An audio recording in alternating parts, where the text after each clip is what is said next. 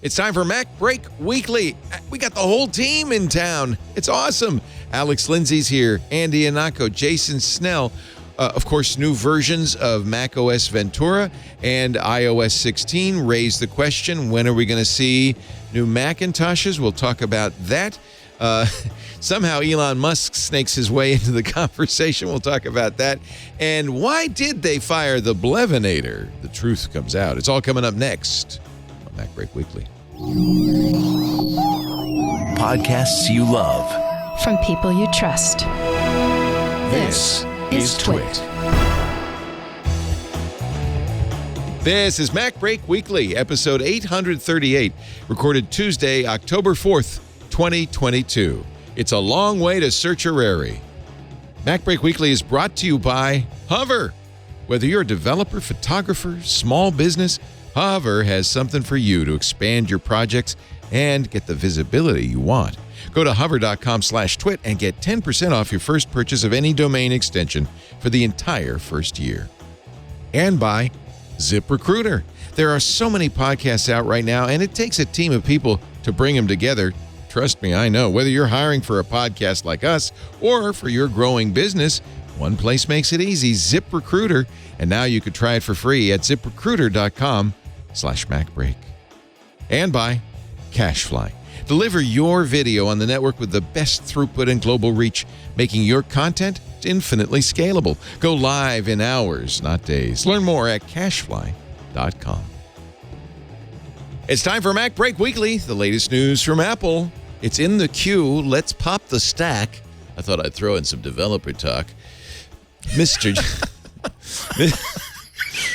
Why not, right? Yes. I'm just going to say, Snell, Lindsay, and Atco. They're all here. Yo. Okay. Yo. Now you may speak. We've been talking for half an hour before anyway, so we're all used to each other now. Hope a response from Vidali. I'm here setting my breakpoints. Oh, a little debugging session in Mr. Anatko's house. I was How about some pair programming? Huh? I was thinking maybe we should comment that out. Comment that out. Oh, man. You know, in Emacs, it's just meta semicolon in the whole paragraph. Shebang /USR/bin/Python 3. You're the programmer in the bunch, Jason. You're the one who keeps coming up with shortcuts and doohickeys and all that stuff. I give you full JSR credit. 500. That's all I'm saying. JSR. Shall I bubble sort or heap sort on this stack? Ooh. Let me go get Donald Knuth and figure it out. The EU will require USB-C charging for mobile devices by the end of next year. We did it, everybody. We did it. Yay! We did it. So what is Apple going to do? Are they going to... by the way, if it won't affect the iPhone 15, because anything sold before the end of 2024 is not impacted. So it really means that the iPhone 16 probably, right? Can I just say that if Apple has not ditched the Lightning port by then, they're just trying to be jerks. So I've got my loaner like 14 Pro, and the only thing that I hate about it, I like so much about it, is this damn Lightning port, because as I'm spending the first few days setting up, that's easy. I'll just get this thumb drive. Oh no, I don't have a thumb drive. Well, what if I just hook it up to? Oh no, I can't hook it up to this. Well, the power's low. I'll just hook it up to these. Oh no, I can't hook it up to that either. I'm going to have to basically have a Lightning station to deal with the alternative reality that Apple has, in which basically people still think that Lightning is a thing. They're the first to get rid of the headphone jack, because nobody uses the headphone jack, but we'll keep the Lightning. Everybody loves the we're getting like Jason, what is it they would always say? They would say in the circumstance, our customers love the Lightning port. Our customers love the Lightning port. And what they'll say next year is, but you know what? We decided to do something better. USB-C.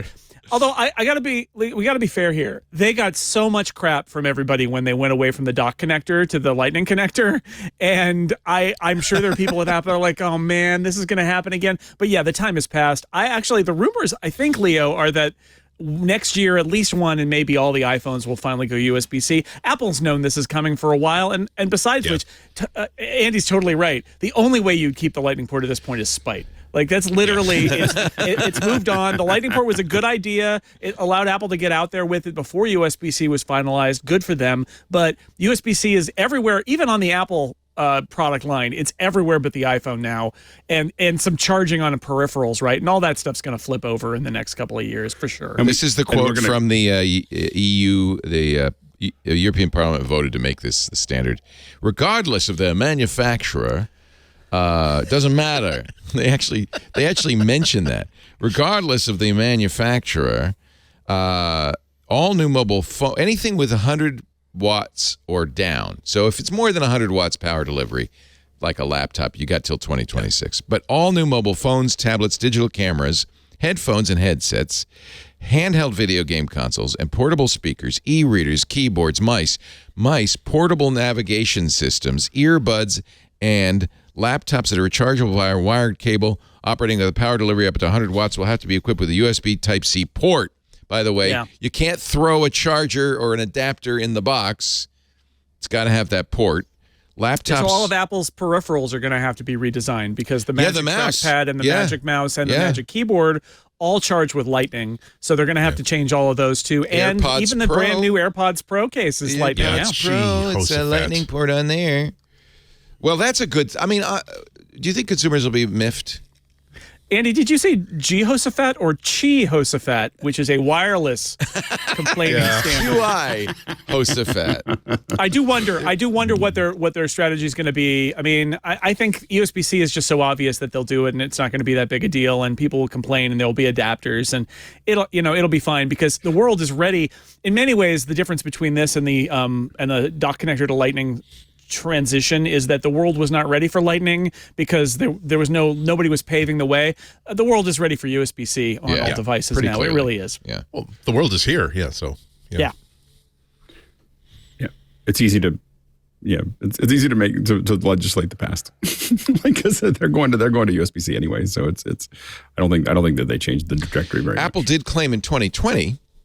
You may remember 2020. That the charger requirement would stifle innovation. 3 years ago. Again, this is the fun thing about Apple statements. It's always like we are. This is courage. We're here to innovate, and we're here to give you with the future. We're going to skate to where the puck is going to be, unless it's like for whatever bizarre reason. Again, it's like we're going to have a mobile. We're going to put it on the AirPods Pro. Why would you even do that? It's just such a silly thing. It's like the question is do they have to put it in even if it was wireless charged? Like even if it doesn't need. Oh, does it have to have a port? Yeah, I don't. Because I don't believe so. When I'm sorry. Go ahead. I didn't mean to. I have a feeling that the direction for some of the products will just be to get rid of the port altogether. Yeah, especially because like you can't Apple, make it. You can't put a USB-C into a watch. No. That would be really ugly. So what I'm saying is that so I can see the AirPods and a lot of the other things, and even the lower end iPhones, just not having a port at all. And then the Pro ones need it because they need the speed. Yeah, it would require them to have a wireless charger in the box, though, which is with the USB-C.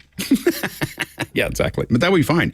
I don't think Apple's thing is like. I think Apple could do it and then just give you a USB-C to a wireless to whatever, and then what they would do is probably just do it in Europe. Okay, here you guys. No, they wouldn't have a separate SKU for that. I don't think. And it's always an interesting conversation about would Apple is the company that would say that there are so many compelling reasons, both from us as a manufacturer who wants things to be simple and cheap to make, and for the consumer to simply say, you know what, we're going to commit to MagSafe. We're going to have a connector with pogo pins on it, like contact pins for things that absolutely require a mechanical connection, but we don't see the reason for going with USB-C when we can build something custom that is so much more more agile for our needs. I don't think it would be a good idea, but I would be interested in at least hearing the argument that Apple would make for it, because if any one company is going to do it well, it would be Apple. What about though the argument the 3-year-old Apple argument, 2-year-old Apple argument that stifles innovation? What if there's something better than USB-C? Looks like Parliament would have to approve it.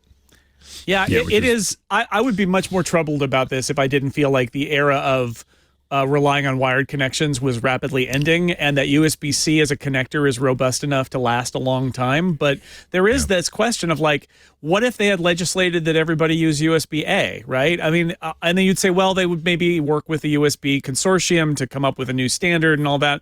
And it is that part, I don't disagree with the fact that it means that nobody can come out there and invent a better plug, because it won't be able to be sold in Europe. At the same time, I think the realistic impact of this is pretty small, because I have a hard time imagining that somebody's going to invent a truly better mousetrap at this point that is a wired connection to a smartphone, right? It just doesn't. I feel like USB-C is good for a long time, and by the time that it's not, we probably won't be using cables anymore.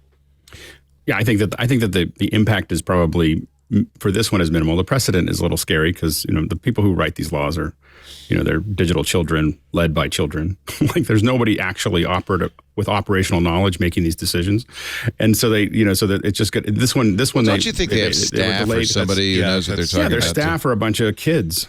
Like we see, that's what it is in the United States. Their staff are kids that have never actually worked in the industry. They're all coming out of Harvard and they've got good degrees, and they haven't actually worked in the industry most of the time. And so they're making a bunch of theoretical decisions, and they're telling people to make decisions who don't know anything about it. And so the thing is that as the government tinkering with this, there's just a high probability of them doing a lot of damage. In this case, they're not going to, and partially they're not doing much damage because they were stalled for so long. So they were stalled out for so long to the point where it just doesn't matter anymore. But at some point, they'll start making decisions that do.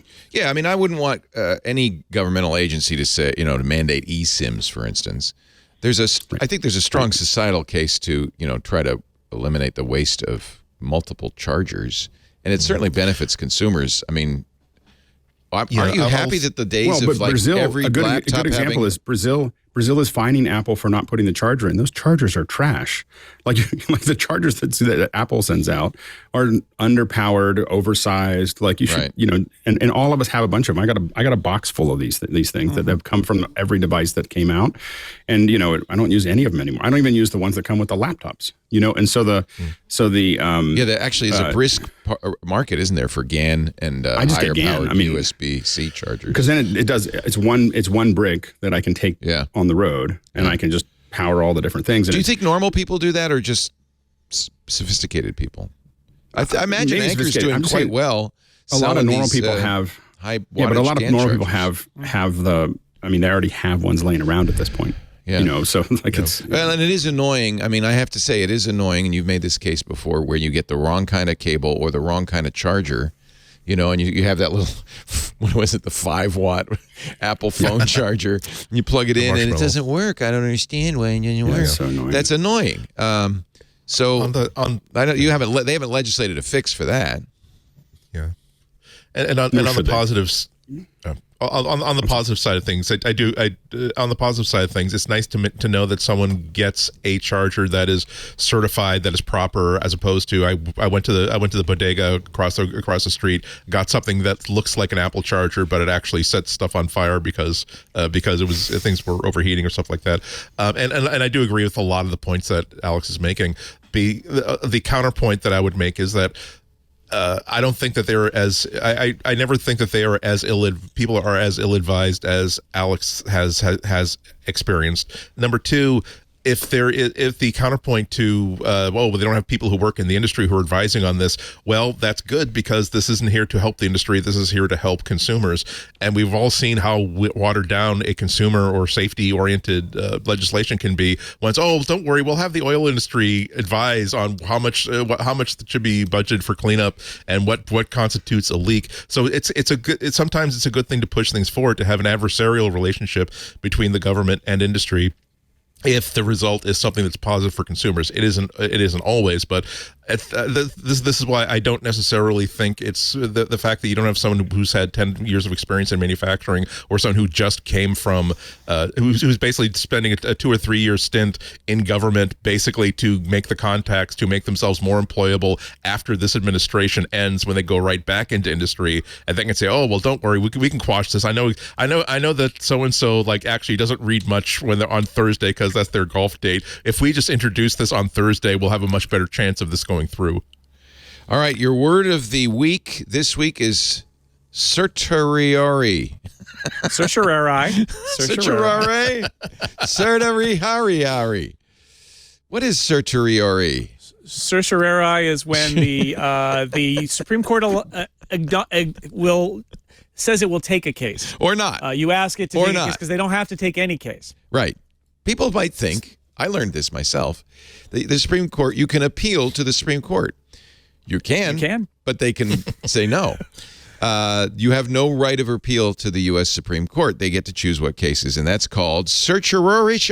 Certiorari, yeah, certiorari, yep, it is. I learned this in journalism school. I had to take a media law class, and this was, we talked about petitioning, and they take cases that they want to rule on, essentially, right? They want to either affirm the lower court ruling and say yes, this is settled law, and settle it instead of it being kind of like, well, this one says this and this one says that, or they want to overturn it because they think it was a bad decision, and so they tactically, I forget how many justices need to say yes to grant four. Is it? Yeah. So not a majority, just enough to be almost a majority to take the case. And then they go from there. Weird rotating docket situation where the appeals come in, they get a stack of them. I'm sure that's a pretty big stack.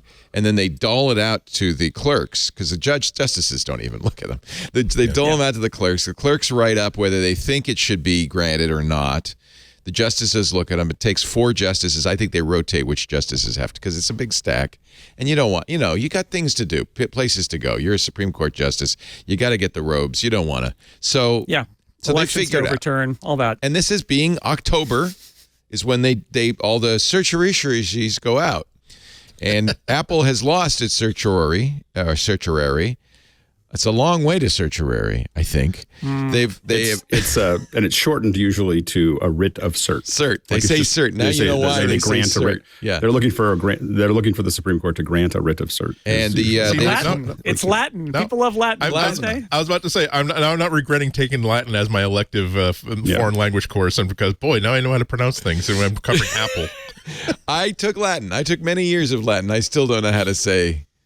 I think in Latin it would be certiorari. Certiorari. The problem is not Latin. The problem is American or whatever, English. Yeah, I can say it in Latin.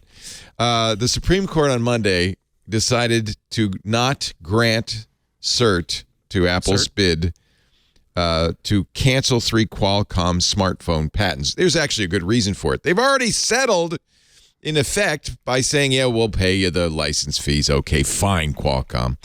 Apple, even though they've negotiated a settlement in 2017 to pay the fee, or 2019,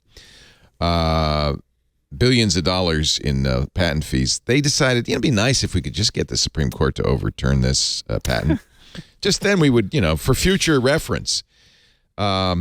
Patents were upheld. They appealed to the patent specialist U.S. Court of Appeals on the Federal Circuit, which said in a 2-1 ruling. What's the Latin? What's the legal term for? It's again more Latin. They dismissed the case last year for a lack of standing, saying, "Well, you guys already settled this, so yeah." Why? I don't understand. Why are you bothering us with this stuff? We got stuff to do here."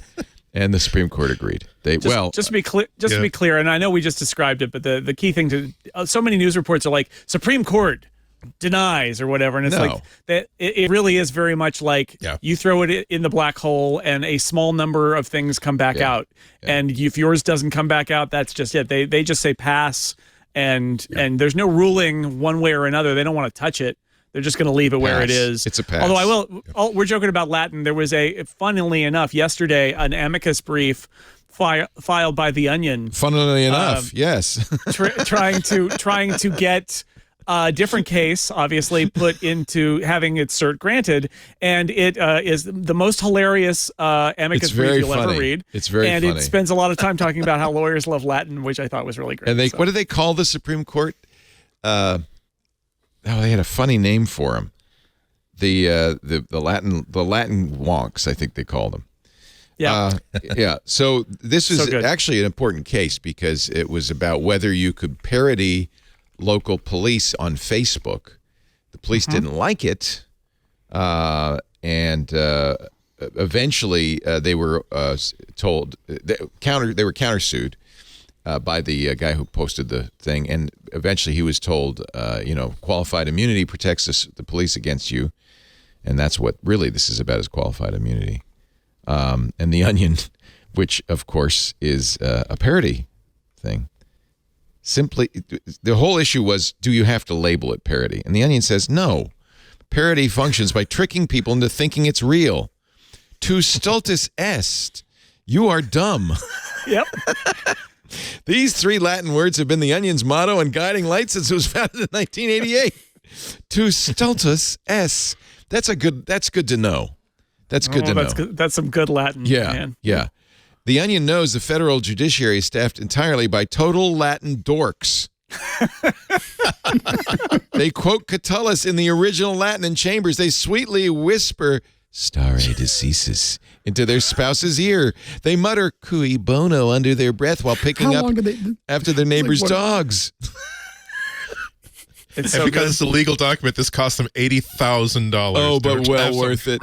You're gonna get every penny. You're gonna get. Yeah, you're gonna. I don't know. I think they may have paid the lawyer may have paid them to do it. It's like this has got to be the most fun brief that lawyer has ever put together. With We're all that, talking about it. And it's it makes very good arguments, but there are also lots of jokes. It's very funny. Because it's The Onion. But it really Yep. begs the question: does the Supreme Court have a sense of humor? They may be Latin dorks. There are moments they're also in Supreme crumpled old Court's people, so. rulings where they can make jokes, although it's probably their clerks making the jokes in the Supreme. They're like, forget about it, it's fine, just put it in there. It's a footnote. People will love it. Let's just move on. But yeah, I think the problem here is that the Supreme Court probably won't take this case, and given the composition of the current Supreme Court, if they do take this case, they will probably take it so that they can say this is not a First Amendment right, and the police can do what they want. Qualified immunity. Yep. So yeah. In the amicus brief, they mention the fact that in 2012 The Onion proclaimed Kim Jong-un as the sexiest man alive, and that China's state-run news agency republished the story as true alongside a slideshow of the dictator himself in all his glory. In fact, they have quite a few cases of clueless people picking up Onion stories, and there's a long line of them. I mean, it's a long line. There's been so many examples where someone saw it go by, and somehow usually what happens, they retweet it, and someone in another country that doesn't know what The Onion is, right, that goes haywire with it. Yeah. A reasonable reader does not need a disclaimer to know that parody is the basis of this brief. That you shouldn't have to. There it is. Update. He is the sexiest man alive. Look at those cheeks. Don't you want to just go, oh, you. Their missiles aren't that great, but if I were on the West Coast, like the coast closer to North Korea, good point. I wouldn't say, Good point. Not really a laughing matter in Japan these days. I agree. Yes. Certiorari. Certiorari. Yeah. It's a long way to Certiorari. Actually, for Apple it was, but no. They gained nothing. Nice try. Apple's got the money to pay their lawyers. They're like, why not? This will save us billions of dollars if it works. So we'll pay a few thousands to the lawyers. It's totally worth. We'll see what happens. I don't think they pay extra to lawyers. Don't they just own those lawyers? Don't they have their own building? There's thousands of them. That may be true. That may be true. So it gives them something to do. In a completely side note, in the Elon Musk versus Twitter in the Delaware Court of Chancery, Goldman. You remember that we talked about it on Sunday. We're starting to see direct messages between the parties that are quite embarrassing. Goldman Sachs has been trying to get out of this. They sent 36 lawyers to argue their case against in Delaware in the Court of Chancery. 36 lawyers arrive in court. Unbelievable. Where do they sit? What are they doing? It you have different specialists that are looking at different things. So you have your main lawyers that are going to be trying the case, and usually that probably won't be a group larger than 4 or 5.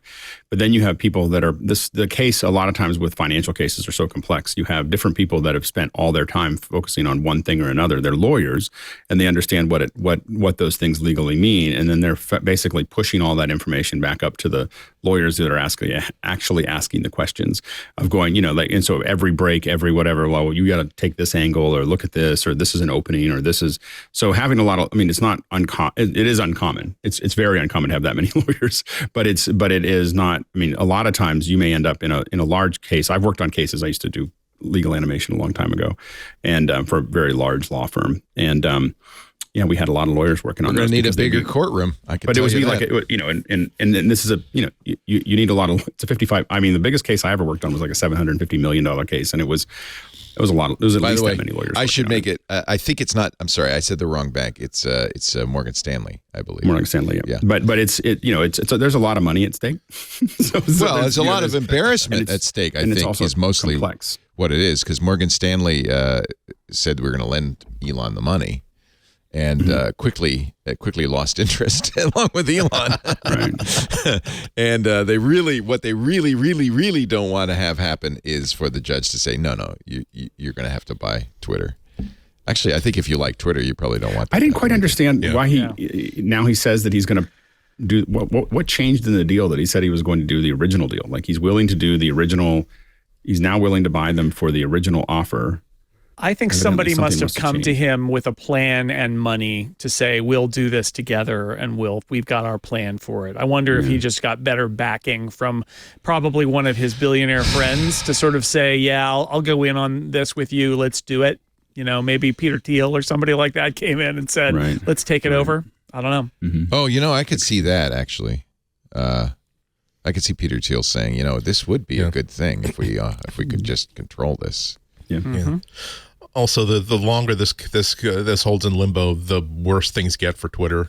It's the downside for Elon gets bad, but for Twitter it gets much worse, because now it means what happens if you actually do want to sell? What happens when you are trying to attract new investment? What would happen if you opened up that sort of if that Delaware trial actually went through, and now Twitter really does have to open up all the books and all their operational behind the scenes stuff?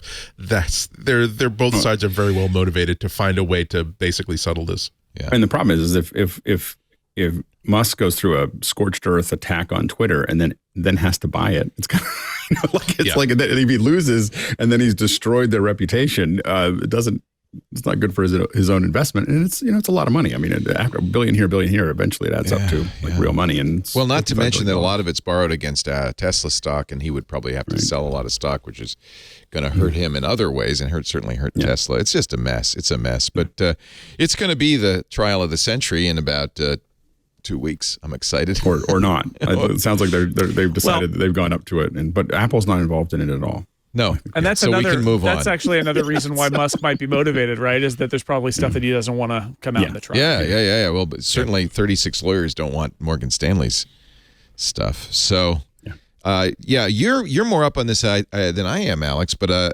now I'm going to be following Busted Deal Bot on Twitter, because Busted Deal Bot posts all of the documents from the docket as they come in. And 3 hours ago, I didn't know this. 3 hours ago, a new filing to the Honorable Kathleen St. J. McCormick from Edward B. Micheletti, Esquire, regarding defendant's motion. So he says, what, I'll buy it? Oh, this is the original. This is his whistleblower stuff. So he wants to buy it for the original price. That's crazy. Buy it for the original offer. There must be something different between the original offer and the offer that I don't know what the details were there. He is more changeable than the weather, isn't he? Good old Elon. He's done okay. Thank God he's stirring the pot on Ukraine too. God. And his peace plan. Yeah, right. He's really rich, so he knows what he's talking about. I trust him. Really Galaxy Brain. This is Galaxy Brain is the name of, by the way, of the great. Is it Charlie Warzel's? Charlie Warzel, yeah. Yeah. Is it Warzel or Certiorari? Anyway, Warzali. I don't know in Latin. I don't know how you say it, because it's totally. he's a billionaire and he has this toss off like, well, I've been successful with all this other stuff that I've done. All billionaires do this. It's I crazy. can fix this, and the answer is, you just get together and you work on it and all that, and everybody who knows about international relations is like, no, don't do that. He's like, what? I like Ukraine. I just think that they should solve this. This is how you thanks, get elected dude. president. You just have that kind of, I could just get together and talk. We just Everything talk. I do is a Make good deal. idea. Yeah, That's what I do. Well, that's endemic of a fundamental problem with the Steve Jobsification of like the CEO seat. Where Thank you for bringing it back to Apple. Andy and Akko, ladies and gentlemen. Hey. Bravo. I am a communications professional. But yeah, it's like the presumption that of all the wonderful discussions that we and everybody else has about Steve Jobs, he knew to stay in his lane. He knew the fact that I'm the CEO of Apple, the fact that I have. That yes, I'm responsible for much of the success of this company does not mean that I am a genius futurist who is just isn't it a shame that I'm restricted my God-given insight into the world to just technology, and that's why I'm going to start backing political parties and political movements, and even not just that, but even technologies where it's like. I know exactly how to change education in the world, because I know that if we apply technology investment, I know how to improve transportation. I know how to improve hunger. I know how to the situation because I have this technological background, and because I'm a genius head of a huge company, which is why you just say no. But what specifically do you want to do? And then you say, well, you just fix the problem. You just you Imagineer it. Yeah, we're reinventing things that were already invented, so it's great. I mean, most CEOs know to stay in their lane. Like most of them, if they're gonna contribute, they contribute quietly. It's not CEOs. Make big, it's billionaires that are the problem. But even most billionaires, exactly right. I think you look at any guy who is in the 3 comma club, they think they got there by merit. And most of the time, it ain't the case. It's luck. It's luck. Yeah. That's a lot of what happened with Theranos. It wasn't just it was a scam, but it was a scam that the bros who the little clique of billionaires who got there because they are visionary insights. They know what the future is. They adopted Theranos into the club, saying, "Oh no, they're just like us. They're visionaries. They're insight people." As opposed to, no, that still means you have to take a look at the numbers and see. Ask molecular chemists, is it actually physically possible to take 8 molecules of blood and then try to figure out what year, date, and time and place they're going to be hit by a bus? It's no accident that Elizabeth Holmes was a Steve Jobs fan. So there we go. It's full circle. Well, but I think that these some of the billionaires are pretty original as far as how they view it, and we can decide whether what they did was good. But Musk's understanding of how to a unified electrical dependence is something that is a pretty interesting model that he's pushing forward. Now he does all this other stuff as a distraction that he doesn't need to do, but he does that well. Steve Jobs stayed in the area of he did what he knew how to do well. Yeah, to his credit, he did not. Yep. He did not make pronouncements about peace in our time and things like that. He stayed out of politics. He stayed out of charity, something Apple has changed, but he just didn't. He didn't feel like he needed to throw his weight in on that stuff. Right. That's the perplexing thing about Musk, right, is that there are so many things in the positive column for him, and yet he can't help himself. I'm a space fan, and I used to do a podcast regularly about space. And SpaceX, I talk to people who are like, oh, that's SpaceX. It's totally a scam, right, because of Elon Musk. And I'm like, no, it's completely revolutionized access to space and lowered the costs. And NASA can't launch a science mission right now on anything but a SpaceX rocket. It's the only game in town, and that's because they're so good and their cost structure is so good. Let's be clear. And yet he makes these pronouncements about, but we're all going to live on Mars in 2 years. And it's like, dude, stop talking. There is some evidence that it's just that SpaceX's success is despite Elon. Well, the Gwynne Shotwell. I mean, the answer there is that they put an adult in charge of the company, and that has helped a lot. But yet he still can't stop talking about it. It's really remarkable that this guy is so. I mean, we see this with a lot of billionaires, where like some of it is about going outside of their domain. But I think, and Steve Jobs often didn't do that, which was a smart move. But sometimes they just can't help themselves, right? There's nobody there to tell them not to do it, so they just keep doing it. Yeah. Let's take a break. We're going to come back. We have more Apple news. That's our Elon Musk section. It's crazy. I think you broke the story here, Alex, and I'm just kind of now reading up on this about him changing his mind. This is bizarre. This you couldn't write this in a this couldn't be a scene in Succession, a plot point in Succession, because you'd think it was too nuts. Or maybe not. It's fun. No, we'll see I just don't understand it yet. Like I know what happened, but I'm like, I don't like what. There's something. He's not a dumb guy. There's some reason that he's doing this, and I just don't understand what that is. According to ABC, who quotes an analyst from Wedbush, it's because he thought he realized he was going to lose anyway. Yeah, but I get that, but there's something that they're fighting in court, and he's saying he wants to go back before that agreement. And I'm not sure what the difference is between the agreement that he's fighting and the agreement that he's now offering. He still wants to pay $54.20, which is right. way over. He's not arguing about the money, but there's something else there that he's trying to avoid. Oh, I agree. That's the. I think you're right. It's discovery. And I just don't understand. Well, no, but there's something else. Like otherwise, he would just give up on the case. Like if he was going to give them what they asked for, right? Surrender. But there's something else that he's asking for a new deal that is the old deal that isn't the current deal. And I don't know what the delta is between the old deal and the new deal. Like that's the part that I don't understand yet. Everyone always does that. There's always when someone offers something that looks like it's the same, it's not. So I just haven't figured out. I haven't had enough time because I only saw it this morning to figure out what the delta is between what they're arguing about and what he's offering. It's possible Forbes got it wrong as well. I mean, it's in a couple different places. I was bouncing around trying to dig through, figuring out what it was. It's not. I don't think Forbes got it wrong. I think though it's Forbes' story. So, right. I don't know. I mean. It's fun. It's fascinating. The market believes it because the Twitter's price went up a lot and then trading was halted. Yeah. So the market believes this. That's what I'm talking about. This kind of uncertainty absolutely is like throwing a company into acid. The quicker you get them out of sunlight, the quicker you get out of acid, the better. Oh, you're right. It's Bloomberg, CNBC, and the Journal. Yeah. So. Yeah, interesting. We live in interesting times. Not necessarily a good thing. Times. Just want to say. Exactly. It is referred to as a Chinese curse. Yes. May you live in interesting times. Yeah. Exactly. Our show today brought to you by a great company that I love, Hover. They're Canadians. They're nice.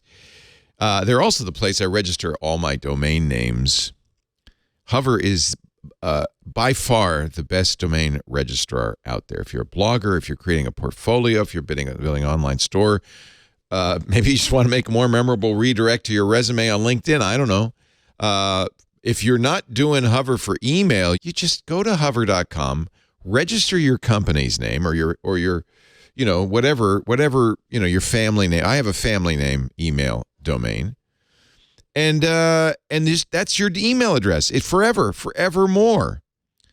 Email at your domain name is huge. It makes you look more professional if you're a business, builds trust for your brand. It also is great for families. Hover has domain-based emails for all your needs, small or large. It's very easy to set up. You can use Hover just for the registrar, but they also offer email and very, very good email. I've said for a long time, if email is important to you, and it is, isn't it? You should be paying for it. You shouldn't be using some free service from a company that provides no support. With Hover, it's easy to set up. You can add as many mailboxes to your domain as you need. It's simple because when your domain renews, and you can set it on auto renew, your mailboxes renew as well. Very affordable. Their most popular mailbox is basically, it's a no-brainer solution for business owners. So you got the domain, ice cream at leosicecreamshop.com. You can get access from anywhere because, of course, it's real email, which means you can use the email app you're already comfortable with. They won't throw you a curve by changing your password and doing weird stuff like AOL's been doing. But it's also webmail. If you say, well, no, but the reason I like Gmail is because I can do it on the web. Hover's email, the webmail is fantastic. I think this is just the place. There's also a nice thing about Hover. They don't upsell you like most other registrars. There's not 15 pages of things you could buy. For instance, I know you want Who is Privacy. It's built in. No checkbox say, can you do that for me? No.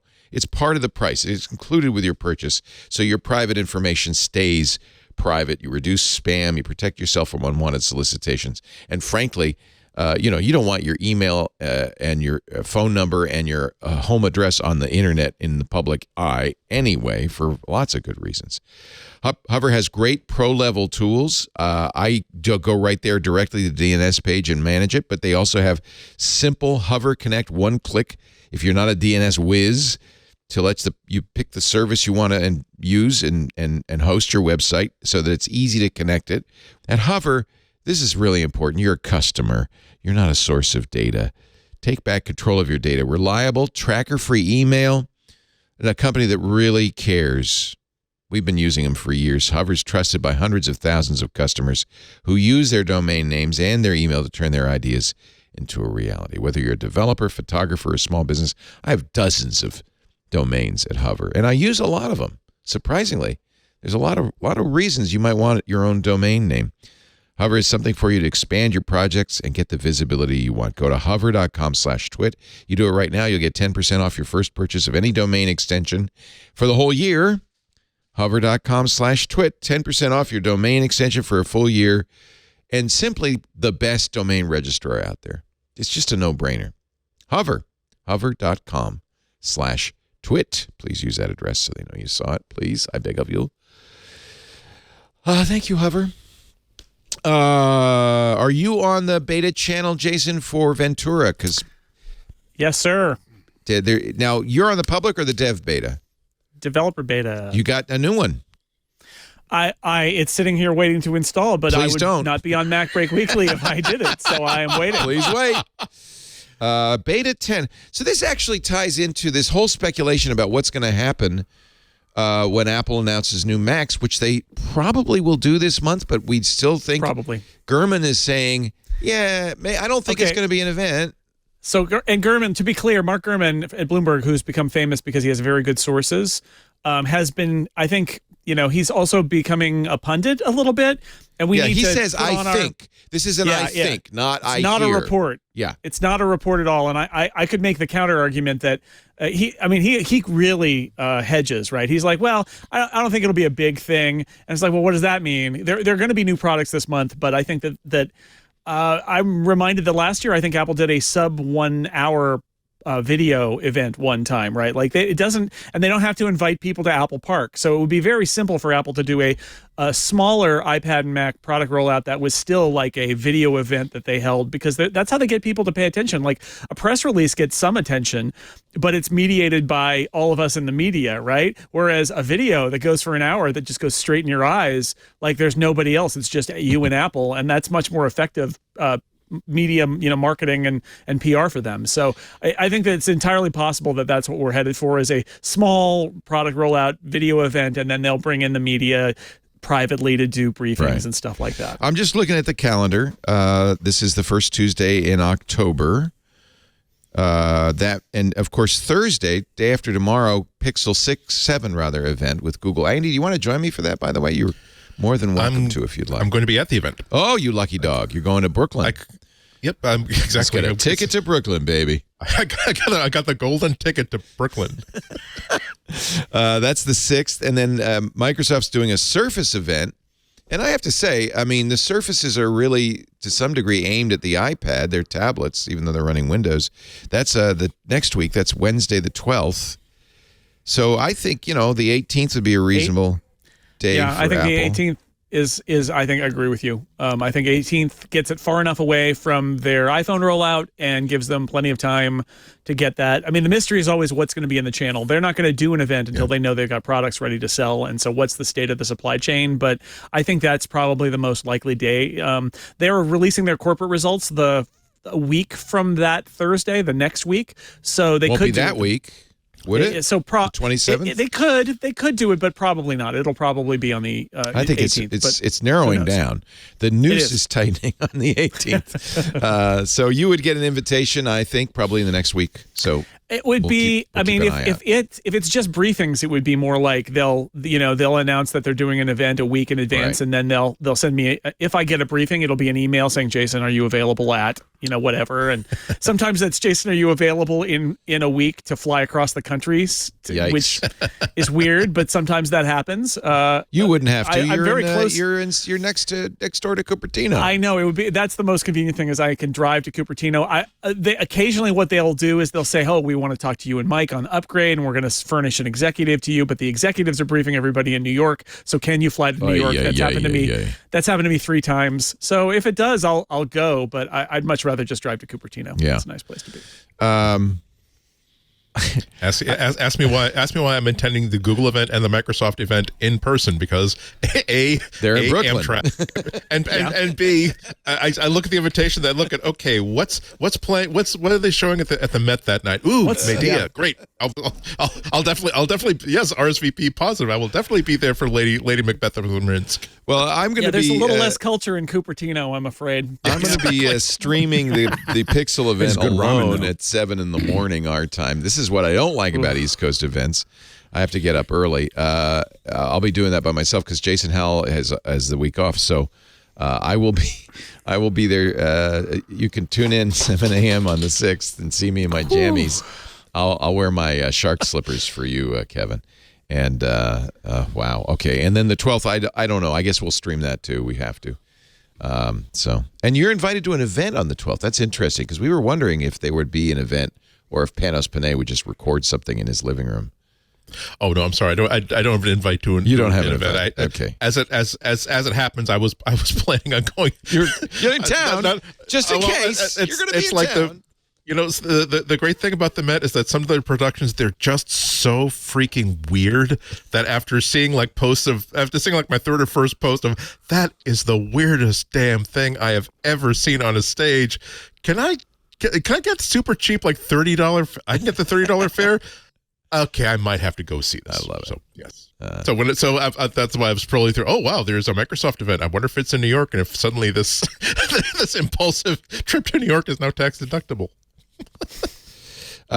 Anyway, so the release of Ventura Developer Beta 10, is that magic? Does that mean this is the golden master? I don't think it's magic, but it does feel like they're wrapping up. There might be one more in the cycle. I don't know, but it does feel like they're, trying to get the bugs knocked out as best they can. The catch is that this is going to be a simultaneous release, presumably with both iPadOS 16.1 and iOS 16.1, and that they'll probably turn on iCloud shared photo library at that point. And, it's with Apple now, with these 3 operating systems, everything's ideally they want to turn the lights on at the same time across all of them. So we'll see. Yeah. So a lot of the stuff is anticipation of Ventura, because this is it's rare to come up with a different version of Mac OS that is so well tied in with iPad OS and iPhone OS. Yeah, I mean there are. They've been working on this for a long time, but it has never been a tighter integration across all 3. And you don't. The last thing you want. This is why the shared photo library is not in iOS 16 right now, is because your photos would disappear on all your other Apple devices because it's not on the Mac and the iPad yet. So they gotta stage all of that. And it's just came out, so we don't actually know if there are any signs of major bug fixes or major changes to Stage Manager or anything like that. I'm sure we'll know probably by the time this episode gets posted. We'll know more about it. But it does feel like that they're trying to get it. I don't want to say they're closing the books on it just yet, but I would say they're trying to get it at a stable point where they can market and say, let's let this one out, and then move on to 16.2 or Ventura 0.1 or whatever. Yeah. You haven't installed it, so I won't ask you any questions about it. There is an actual interesting story about the iOS 16.1 4th seed is out. According to Mark Gurman, I believe this is I've heard rather than I think, the iOS 16.1 beta brings adaptive transparency to the original AirPods Pro. You can see the setting right here. Gurman says, I'm told this is a bug. That's a bug. Whoops. Never mind. Well, it's weird, too, because you've got to get a beta profile of the the AirPod Pro firmware to, it has its own beta profile, because then you've got to update the firmware to a beta firmware, and then you see this setting. So it's deep down, and it's not surprising, I think, that they might have said, whoops, what, you didn't say not the first generation, and so everybody got really excited. Yeah. And given that the sample rate of the first AirPods Pro is half the sample rate, it's a 24 instead of 48 kilohertz, and this is what the whole adaptive transparency is based on. It's not surprising that this is a mistake. Yeah, in fact, they have now shipped a 16.1 Beta 4 that fixed the mistake. It's been removed. Sorry to get your hopes up. Have you played with adaptive? I can't really. The transparency is nice. I usually just want noise cancellation. I don't want to hear anything. So I haven't really played with it. I guess, though, if you're walking or running or bicycling in public, that might be a nice thing to have. Yeah, when I run, I have transparency on when I'm on streets, and then I'll turn the noise canceling on when I'm off on a sidewalk or on a trail or something where I'm not crossing streets. So having that, it sounds, for audio geeks, I mean, it does really sound like they're doing a big dynamic range thing where they're looking for high volumes, and they're just beating them down so that your volume is a little more consistent. And I have not yet experienced that, but transparency mode is a great mode, and they got to balance, like you want to hear that car coming, right? Yeah. but like a jackhammer, maybe not so loud. So I haven't tried that yet, but I'm looking forward to it. Yeah. I mean, I haven't noticed. I wore it yesterday on a train, and the noise cancellation is fantastic. I have to say, Amazing. It really does a great job, and it makes listening to a book on a commuter train just a really pleasant experience. Yeah. I'm really curious to see. Okay. I'm just curious to see what Apple might announce in October, which is when the legal barrier exists to basically when it becomes legal to sell hearing aid devices without actually having prescription, without being certified as hearing aids per se. That I'm really keen to see if Apple and Sony and Google and all these other companies that are making really high quality in-ear buds with all of this processing in it, if they simply say, guess what, we've just given you an upgrade, now it's a hearing aid, here's a special app you're going to have to download and install in order to manage it as an assistive hearing device. Yeah, I think that is probably coming. There's a lot of mystery, like the fact that they announced, I know we talked about this after the event, but the fact that they announced this amazing new high bandwidth capability of the AirPods Pro 2 and then never said anything about what it was for. Right. I suspect there is probably stuff baked into that hardware that they just aren't ready to reveal yet, which is never buy something hoping that there'll be a software update to make it better, because they may let you down. They probably will. But in this case, I suspect that Apple's got, don't forget also they've got their classical music service that they're rumored to be launching. Because they bought, I was rumored, right? They've talked about it. Well, they pissed me off because they bought, what was it, Andy, that we loved, the classical music service, and shut it down. I was so pissed off about that. Yeah. And it's not, the rumors are that might even happen as soon as this month, that they would launch, and they're going to put it in its own app, a classical app, even though it's Apple Music.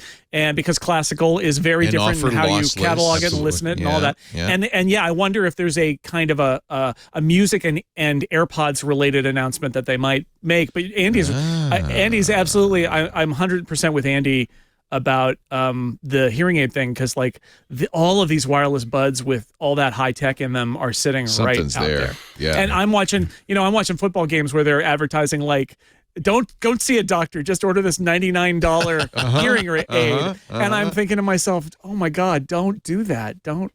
What is that? Don't buy it. And I think that we're seeing this across the board. When we talk to developers, we just keep on saying they just keep pulling more power out of a lot of the hardware that Apple's building right now. They're almost overbuilding a lot of the hardware to give the developers headroom, and give themselves headroom to keep growing into it. And so it's a really interesting puzzle that we haven't seen in the past. Usually it's, but there's just a lot to this that if you're taking advantage of the OS, you're getting a lot of that stuff for free. Did they never said LC3, the new Bluetooth codec, in the announcement, but nope. I'm wondering if that's one of the features that we'll see, because that's a much lower or much better compression. The problem with Bluetooth is it's highly compressed. It has to be. It's a low bandwidth pipe from the headphones to your phone. But as Bluetooth improves and there's no codecs come along, it should sound better and better and better. It sounds. I have to say, it sounds better than I expected. Yeah, no, it's the silence is excellent. By the way, the noise cancellation just working so well. I think it's because all of us were so eager to jump in, we didn't want to talk over each other. Okay, go ahead, you first, Andy. Then okay, but that is always an item of interest for me, because there is such a barrier between this is so good that it's good enough for this is good enough for me. I don't think that I can appreciate. Maybe you can prove to me that this is better in terms of the aesthetic experience of that, but it's not so much that I can really notice it. I think that has to do with both audio and when it's a video announcement. And then there are the people for whom it's like, no, I just want what is, even if it's just a spectrograph that tells me here is the improvement in quality between A and B. That we are way past the time where a compressed audio stream versus like a CD quality lossless recording is easy to detect. Yeah. Now the streaming, both with the compression algorithms, the streaming algorithms, and the compression algorithms that wirelessly stream something between the device and your earbuds, they're so good now that you really have to be one of those people that really does say, no, it does matter to me. Even if I do a side by side, and only by the side by side comparison do I sense a difference between A and B, that means that I will definitely want B just on principle. There's a certain amount of education that goes on too. If you are shown and taught what to listen for, you can't unhear it.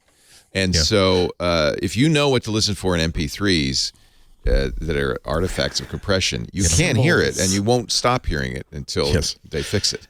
So. And also, but lastly, I know that everyone else wants to jump in here, but I'll end my rant here. That the other part of this is that I think that's why spatial audio is getting a lot of traction, because it is one of the few things that you can hear a difference, that you instantly hear, like, the AB is, no, wow, this is a totally separate experience. Wow, I totally hear this. Wow, this is totally interesting. Whereas if you simply said, oh, well, here's a compressed file that you bought, that you got streamed, versus here is a high quality, high definition, high whatever. I still don't know if people are going to be so much into spatial audio that they're willing to buy new hardware, they're willing to buy new speaker sets for their living rooms, they're willing to buy this, that, and the other. But I think sometimes the reason why some technology gets traction and some doesn't is simply because it demos so much more clearly, so much more. You don't have to show people charts to find out what it is. You can hear the difference. Yeah, I agree. Right. Alex, did you want to throw in on this? Yeah, I mean, I think that it's going to be, it is definitely, I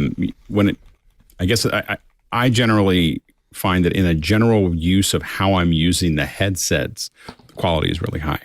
If I want to sit and be an audiophile, then I kind of want a wired. But then you sit so down, if I want to sit and experience an album or something like that, that's one thing. But I think that we're getting to a point, again, that it's good enough. And I have different headsets because I decide what I'm going to do with them. Right. So I think the Bose that kind of form to your ears, I think they sound better than the AirPods. Right. But their mic is horrible. So if I'm going to talk on it, I don't want those ones. Yeah. The one I use the most is actually the Shocks comms, Aftershocks. open comms. Yeah. Well, yeah.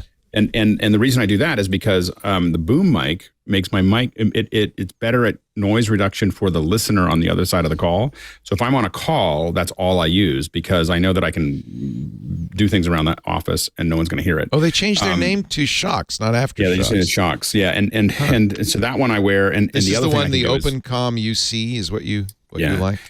Yeah, that's the one I use because of the boom. Yeah. Because that boom drops. And what I can also do with it is I can listen to a show and listen to comms. So it's funny it calls open comms, but I put those over top of my head, my earphones. So I'm working on a live show and I'm listening to the show, but I can still add my comms over top of it. That's why we love. So I have two headsets. We love the Aftershocks, and Lisa still wears them when we're exercising because you're not sealed away.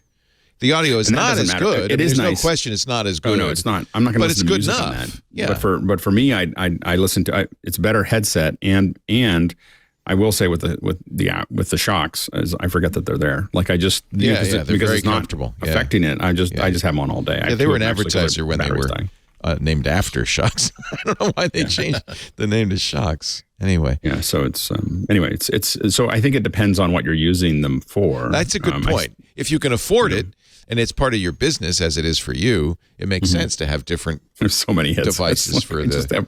I have wired ones and unwired ones, and the Max. The Max is what if I'm going to sit out on my hammock or something, then then I just put the Max. Yeah. I use the Maxes over top of my ears. People can talk to you. Yeah. I have to say though, I've been I was not an AirPods fan. The new Pros are pretty good. They're much more comfortable, I think. They seal very well. The sound quality is good.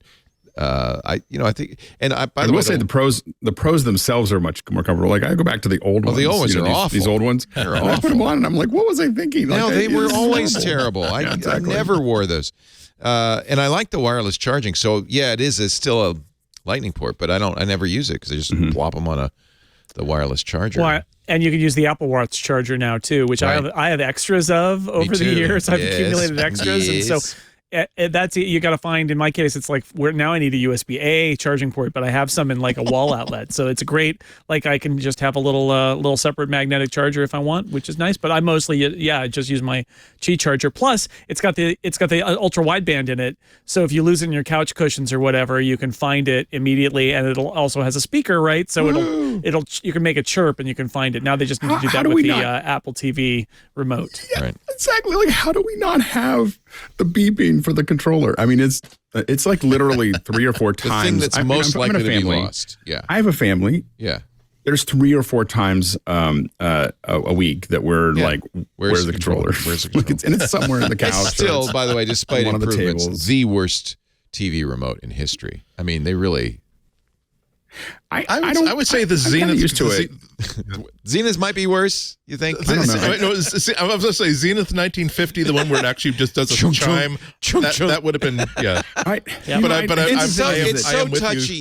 Even now with the trackpad, it's so touchy that I invariably sit on it and stop or rewind or fast forward when I'm watching, and it's incredibly annoying. Well, I guess for me the big thing is that what I hate is how different apps interpret the movement. Like I really feel like Apple should enforce more of the like do it one way. Like for instance, HBO Max. If you see an image, you see a show and you go, I would like to look at that series. Right. But you click on it, and you have to pound on it a bunch of different ways. That drives me nuts. A couple times, and then yell at it, and then eventually you get to the episodes, and you don't know how you got there, but you're now looking at the episodes. I'm like, I didn't want to go to that episode. I wanted to go to the group of episodes that are connected to this, and it's impossible on the Mac on the Apple version. Of course, you go right to the episodes. You don't go right to. And I guess HBO Max decided that they thought that was a better user experience. Yeah, well, the software, that's a whole nother problem. It's the same problem as it is on iOS, which is, unlike the Mac, Apple did not make clear user interface design guidelines, and people just do whatever the hell they want. It doesn't make any sense. But I will say that I complain about it. My kids, they understand completely. How it works. It is.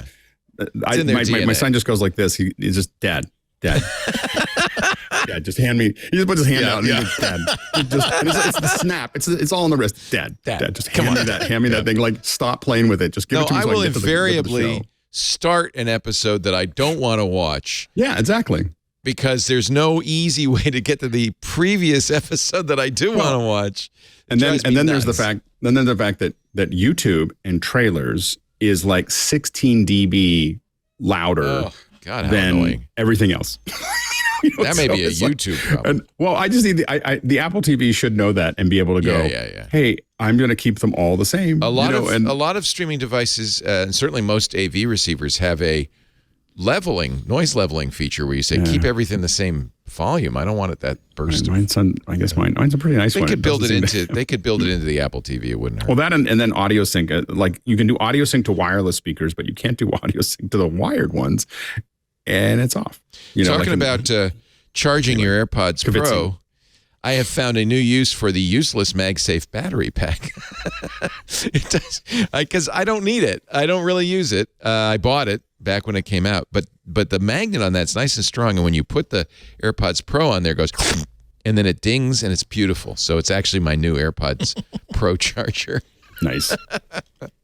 Jason, did you want to talk about codecs or anything in that vein? Well, codecs, I love a codec. I A love good a codec. Who doesn't? Another great that Latin codec word, moment. right? That's old people will get that one. You have two codec podcasts going on right now, don't you, Jason? Probably does.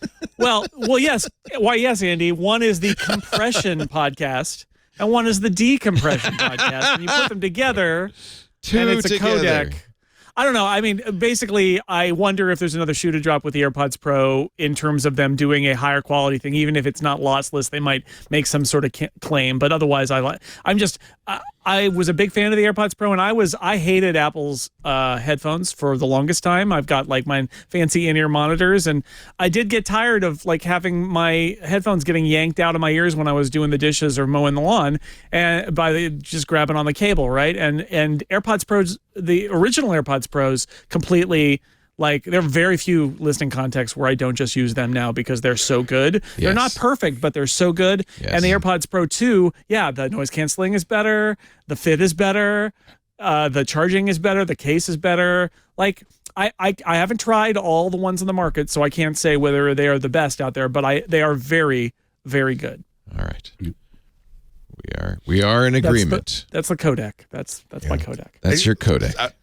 I will say that if there's one documentary that I would fund and absolutely see about engineering and design at Apple, it is about the operating systems. They're great. The phones, they're great. All the services, they're great. But I'm fascinated by the teams that put together things that are designed to be held, things that actually have to interact directly with your body. I mean, you think about like how much work has to go into just the shape of a mouse. And it's the thing that we are built with these sensory inputs that are active all the time. And so how do you figure out how to make a remote for a TV that satisfies every design element that's technical, every design element that is marketing related, meaning that it has to be small enough to fit in the box and not make it more expensive to ship these in containers across overseas, but also so it doesn't frustrate the hell out of you when you're just holding this thing in your hand when you're trying to relax, or and AirPods where it has to be comfortable enough that you want to wear it. It has to also be comfortable enough that you're confident that you're not going to be, you can actually like move your head normally without worrying about sending one of these $250 AirPods like into the subway grate. I don't think that there's enough talked about the work that goes into that, because those people, as much as I love to complain about the remote, as much as I love to complain about the shape of the Apple Magic Mouse, I cannot imagine how much work has to go into just figuring out how to deal with this part of the interface in a way that most people who have these things are going to enjoy. Right. Or your ears, right? Like ear shape is not something that we think about a whole lot. And I remember when the original AirPods Pro came out, one of the things that the Apple PR people and product managers said to me in my briefing was that they actually used a new data set, because they had like, apparently there is you can get a data set of like, what are the common ear shapes and all of that. And they felt like it was too, if I read between the lines, I think it was too Silicon Valley a set. And they said that with the AirPods Pro, they actually tried to get a wider range of human ear shapes because they felt like they were not. I think they realized that their earbuds worked really well with like dudes in Silicon Valley, and then you get to the rest of the world and they didn't work as well. Yeah. But that's a hard problem, right? Because there are people in the Discord and in the IRC chat right now as we record this saying, "Oh, these don't work for me," but these work great for me. And you're never going to please everybody. But imagine how hard it must be to try and look at the range of human ear shape and try to figure out what's the right shape that gets us the biggest collection of those people. That's a hard job. Yeah, I still love, my favorite in-ear buds are still like the Pixel Series A, the $99 ones that I will tell you don't sound as good as the AirPods Pro that I tried. Don't sound as good as the Sony, the not the current generation of in-ear buds, but the ones that are previous that I own. But I wear them all the time. If I'm going to be wearing them for more than an hour or two, I wear them all the time because they have that. Not only are they nicely shaped, but they also have that extra little like silicone tail that, at least on my ear shape, it just tucks beautifully into one of these little folds of my ear, so that sucker is not coming out. I don't feel it at all, but there is no point in which I feel it kind of wanting to eject. I never have to like actually do one of these in order to get it to stay in. And so it doesn't, the other technology does not matter. All they did was they added a little spur of silicone to it.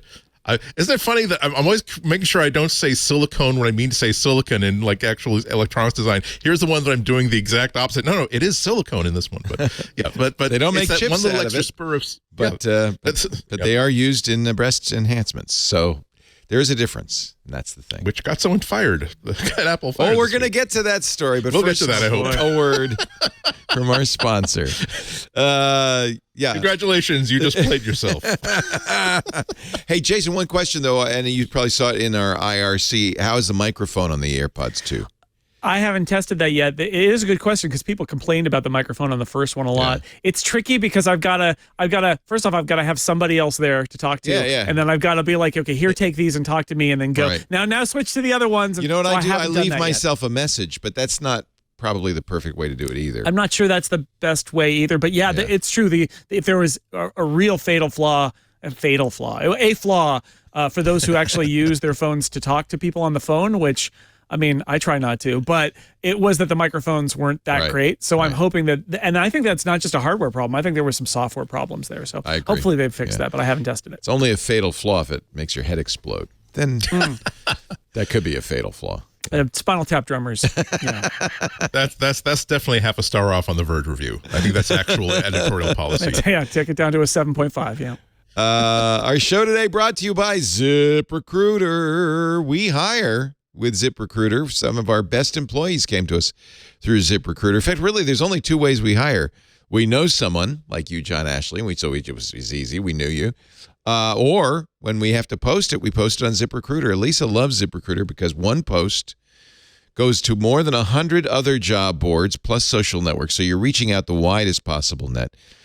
But then the next best thing about ZipRecruiter is it will actually go through the millions of resumes they have on file and suggest people to you, saying, these 5 people really match your qualifications. You might want to talk to them. Then you invite them. They don't invite them for you. You invite them, which is what you want.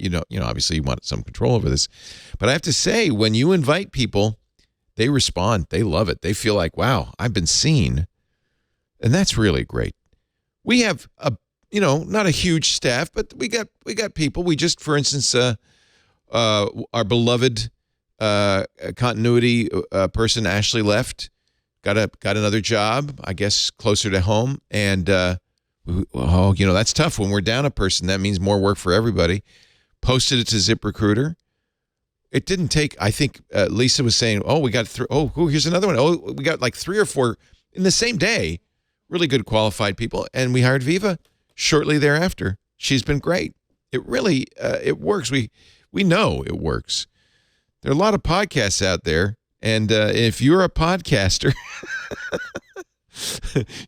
Jason, you need to hire the right people for those roles. Engineers, editors, producers, whether you're hiring for a podcast or for your growing business, ZipRecruiter can help. ZipRecruiter's technology finds the right candidate for your job, and you can invite your top choices to apply. That's why 4 out of 5 employers who post on ZipRecruiter say they get a quality candidate within the first day. For us, it's usually within the first few hours. So if you love MacBreak Weekly and you want to try ZipRecruiter for free today, can you please go to ZipRecruiter.com/MacBreak? Helps us, helps you. Trust me. It's the best way, the smartest way to hire. ZipRecruiter.com/MacBreak. ZipRecruiter. We love you guys. Who else? I'm trying to remember. A lot of the people that we hire come to us through ZipRecruiter. Yeah. It really does work. Okay, so just a little, if you are looking for work, a little tip. The next time a TikToker comes up to you and says, hey, what do you do for a living? Probably best not to quote Dudley Moore from Arthur. I'm just saying, not a good idea. Choose your quotes widely. Turns out this particular TikToker had quite a following. I follow him. His whole thing is he goes up to people in fancy cars and says, what do you do? In this case, he went up to the Blevinator. That's actually apparently what they call him inside Apple, the Blevinator. Wait a minute. Bloomberg says it was bloviating. He was bloviating. He drives a pretty fancy car, right? I mean, it's not an everyday vehicle. It sounds like he had a pretty good job. He had a pretty good job. Bloomberg's making me jump through some hoops, sorry, to get to this. Let me see if I can find the TikTok. He's driving a Mercedes-Benz SLR McLaren.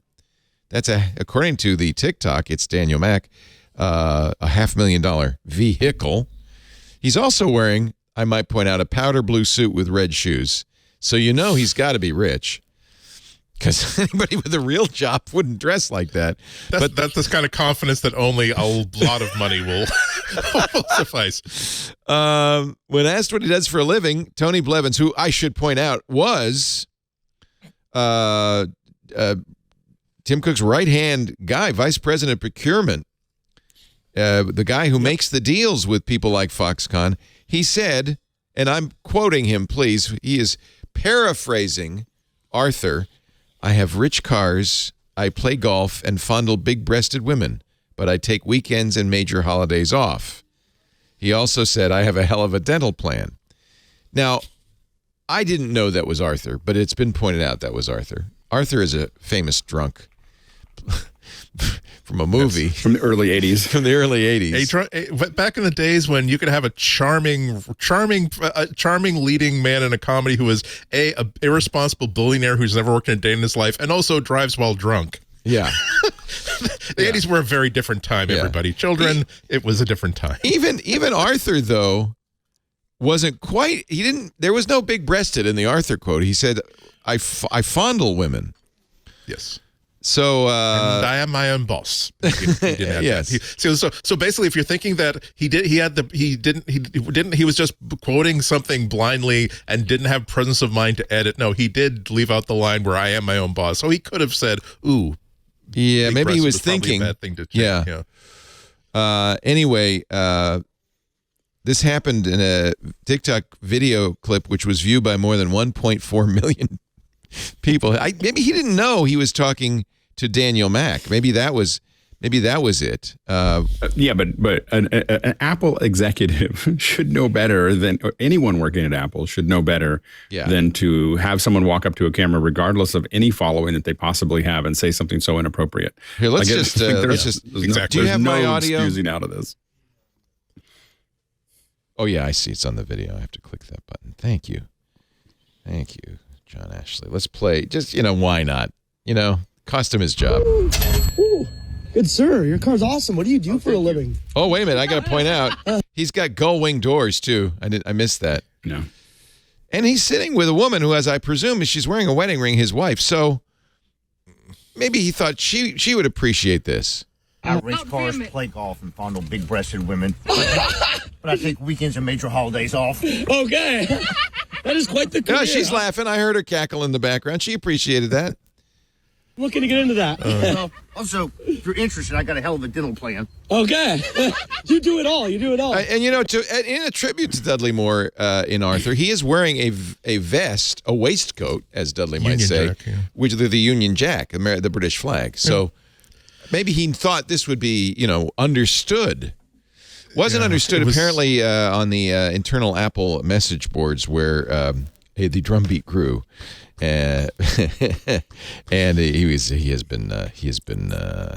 internal investigation of the matter, Blevins' team, which included half a dozen direct reports and several hundred employees, was removed from his command. At which point, he's been at Apple 22 years. He confirmed the incident to Bloomberg, saying the encounter took place August 18th. I would like to take this opportunity to sincerely apologize to anyone who was offended by my mistaken attempt at humor. That's a very apt selection because he is now working as a chimney sweep. Hello, Mary Poppins. I'd like to fondle your big breasts. An Apple spokesman said Thursday Blevins is departing the Cupertino, California-based company. Yeah, it is just like that scene in a face in the crowd, Andy Griffith. Andy Griffin, where his super popular folksy like TV person like doesn't know the microphone is open, the mic is still open, and the camera is still live, and says horrible things about his audience, and then he says, yes, I'm on the top of the world, gets in the elevator like on the 30th floor of the broadcasting studio, and as you see, and they keep cutting between like how quickly the phone calls were coming in as he's descending, and as soon as he gets out and gets into his car, his career is over. Yeah. And I've worked on a lot of political things, and we've had situations where someone says something on a mic that was not one that we control, because we are maniacal about keeping the mics out. We'd rather make a mistake of having to be quiet for a moment rather than open. But we've seen other engineers leave it open because it's just easier. There's a lot of moving parts, and someone comes up and says something that they think is funny, and it's out of context and everything else. But literally, I was at a political convention. I watched someone say something, and I was like, "Well, that's the end of his career." Yeah, and he was, and it was like he just like as soon as it came out of his mouth, I was like, "Well, we're done," And do you think it was fair? 6 hours, honestly, Blevins is reportedly very good at his job. Jeff Williams will be taking over until they find somebody. It's just indefensible at this point. It's indefensible. It's indefensible. And the problem is that look, he's at the Concours d'Elegance in at Pebble Beach in his very, very fancy car and his British vest. He probably didn't know even. Look, this is what Daniel Mack does. He's got 13 million followers on TikTok because he ambushes people, and they often say stupid things. Does he say? I don't know. Did he say up front, "Hey, before I record this, I'm Daniel Mack with 13 million followers on TikTok"? He shouldn't say that. He shouldn't say that outside of his house. He probably shouldn't say it in his house. That's not like. Does it let him off the hook that he was quoting Arthur at all? I just think that, again, for someone who works at Apple, the lack of understanding of how that's going to look for the brand is kind of nutty. And so the thing is that I think that to do anything in public and to say, and I admit, again, I grew up in a family that anytime someone pulled out a camera, everyone put the wine glasses away. Like everyone just, it was like, knew. We're going to your dad was an elected official, right? He was we worked on campaigns. And so you'd see someone pull up a camera and suddenly all the glasses would just go woof, away, and so I think maybe for me, it seems natural that you would protect yourself as soon as there's something recording, but recording or not recording at this point, everybody's got a recording device in their pocket, and you have to be aware that you are a high-level executive at the largest company in the world, or one of the largest companies in the world, depending on the day, and you cannot, there was no other choice other than to let him go in this environment. There's just no. Maybe 20 years ago or 30 years ago it would have been fine, but and they would have said, Daniel don't do that again. Be warning people when he comes up to people with his? Not in a public area. He doesn't have to. Yeah. And honestly, when you go in a McLaren in that very nice car, dressed like he was dressed to the Concours d'Elegance, you're going to show off. I mean, that's the whole point of it. Even if you were just hanging out, when you go into a public area, you have to be aware that everyone around you can record you. Yeah. And you have to be, again, you can decide that it doesn't matter for you, but if you're an executive at a large company that cares about their brand, it is, you have to figure that out. Daniel Mack unforced error. Did this to Joe Biden at the Cadillac at a Cadillac show. Now, Joe Biden is presumably a savvy politician, right? And he's getting ambushed by a TikToker. Let's see what happens here. Hey, excuse me. Your car is awesome. What do you do for a living? Well, I'm married to Jill Biden, and I make sure we're making a lot more electric vehicles in America. Oh, that's amazing. What kind of car is this? See, very political, right? He knew. Right. I bet he hid the wine glasses too, right? Exactly right. He did. Awesome. A random TikToker did not get to rush up to the president. Okay, I think that would have been that Mr. when he President, ran up there. He would have gotten halfway there, and then you would have seen the camera just go up, just slow roll over. I am not resisting. I am not resisting. He probably had a little warning there. It's just if you're doing anything in the public eye at this point, we should remember that we did have a president for 4 years who, in public, said. Well, I don't even want to say what he said, but we don't have enough time. The show's not long enough to do that. I don't, not to be the guy who's going to disagree, but I'm going to disagree here, which is I suspect that there are people inside Apple who either have had issues with him in the past, or don't like the job he's doing, Or there's other, and I'm saying this not to be cynical, but like, could this guy have apologized and stayed on the job, a non-visible job where he's just working inside Apple on arcane procurement stuff? And the answer is absolutely they could have not let him go, right? But they did. Why is that? And my guess is either there are other things bubbling. This is not a first strike. And I don't know anything about this. I'm just saying that. Or he's not somebody that, like, there's a power struggle, or his job, they are trying to groom his replacement and they don't particularly want to keep working with him. I have to ascribe some ulterior motive here, because the truth is this is a big, powerful corporation. He's a low profile executive. He said a dumb thing on a video and apologized for it. There wasn't a huge groundswell of scandal outside of Apple, even if there were people complaining about it on the inside. Could a giant corporation have just said, he's apologized, that's enough, and kept their guy on the job? Absolutely they could have, and they didn't. He's done good things for Apple. He made the deal with Globalstar most recently for the satellite thing. He was the guy who did the deal with Qualcomm. In fact, he was the guy who persuaded other people not to patronize Qualcomm, depriving them of $8 billion.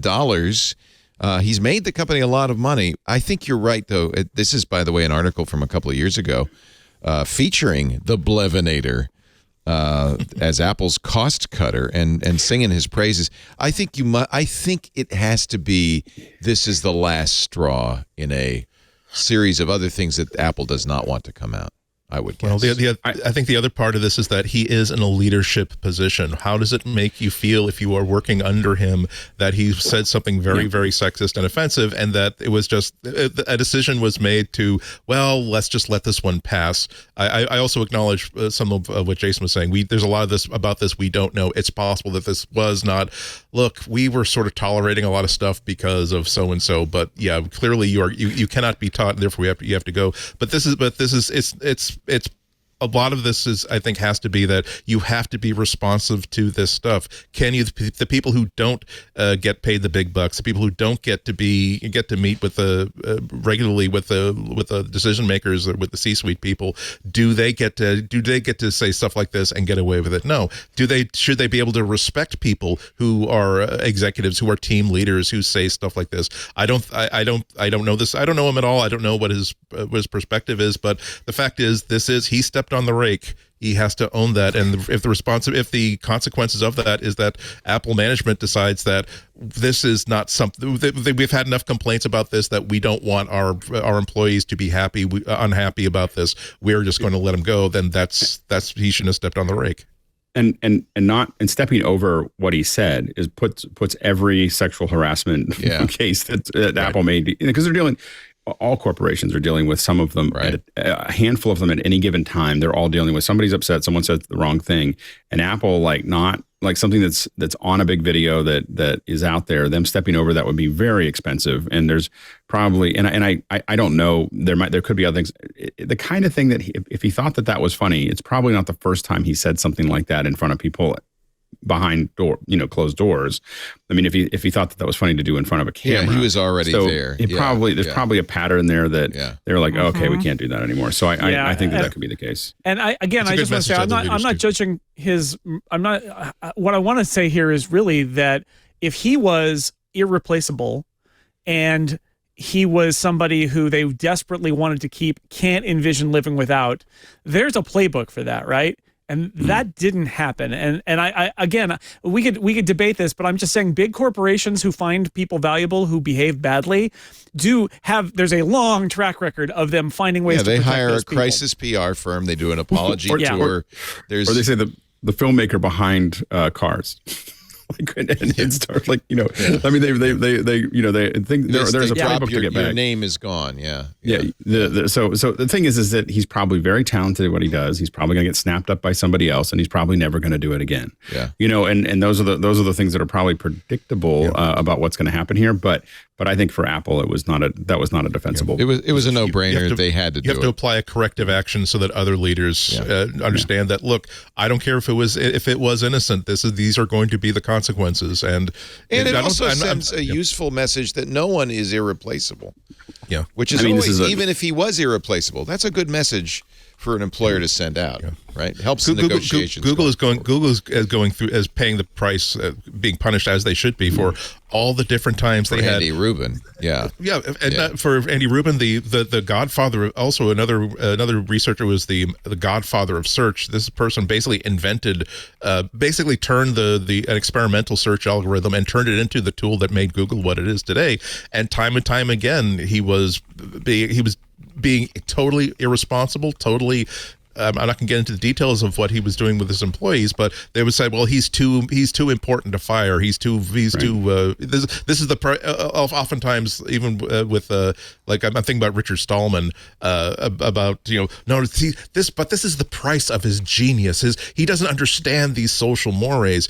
And the thing is, okay, you can make that decision that this person is so important to your company's business that you can't afford to let him go, but realize that when that truth comes out, and it's going to come out, you have to pay the price of that. You have to bear the scars of that with telling every one of your employees that we don't really care about this, that we're going to put up the appropriate blog post on the appropriate calendar day to celebrate the appropriate the anniversary of the appropriate thing, but we don't really care about sexism in this industry. We don't really care that people are being hired and not being promoted based on their gender. This is the price you have to pay. And so I hope this is an evolution that says that this is not an overreaction. This is, I hope this is an indication that inside of Apple, that is the attitude. We don't know, but I hope that this is sending a message to other people in power that, look, we are not going to tolerate stuff. You can go. Yep. Sorry. Storming iPhone 14 Pro demand sees assembler Foxconn set a new record revenue from CNBC. Foxconn said September revenue was up 40% year on year and 83% higher than the month before. It's a monthly sales record for the company. The massive revenue growth driven by, quote, this is from Foxconn, a new product launch and smooth mass production. Wonder what that new product was in September. What could that have been? As well as strong performance by its smart consumer electronics products division, which includes the smartphone business. Foxconn, of course, doesn't name customers. We'd heard bad reports about the iPhone 14 nothing, but it sounds like the iPhone 14 Pro is outselling expectations, perhaps. And the Pro Max, I can believe that. especially the Pro Max. Yeah, people decided I'm going to spend a little more and get the better phone. And smooth mass production is not to be understated, because these phones are so complicated. Yeah, and being able to, a lot of times, I think I heard that, like, when the first trackpad came out that was on, that was not moving, it was the haptic response, the loss rate was like 60%. Like 60% didn't make it out of the thing. So it's not so much, we all get ones that mostly work, but although mine crashed the other day. But your 14 Pro went black. Like I had to go to YouTube to figure out how to turn it back on again. It was like it just went dead. It just like it's full battery, and it was like done. And you did the reset. It just went black. And I had to hit the top button, the bottom button. You did the reset. And push the thing to reset it, and it came right back up again. But it was Lisa did the same thing. You weren't here last week, but this is a known problem when you're doing the phone-to-phone upgrade. I didn't do it. No, I know. I understand, but it has happened then. Lisa did the same thing. She went on YouTube. She didn't wake me up because it happened in the middle of the night. Well, she did wake me up, but she didn't keep me up. She went to YouTube, found the solution, and fixed it.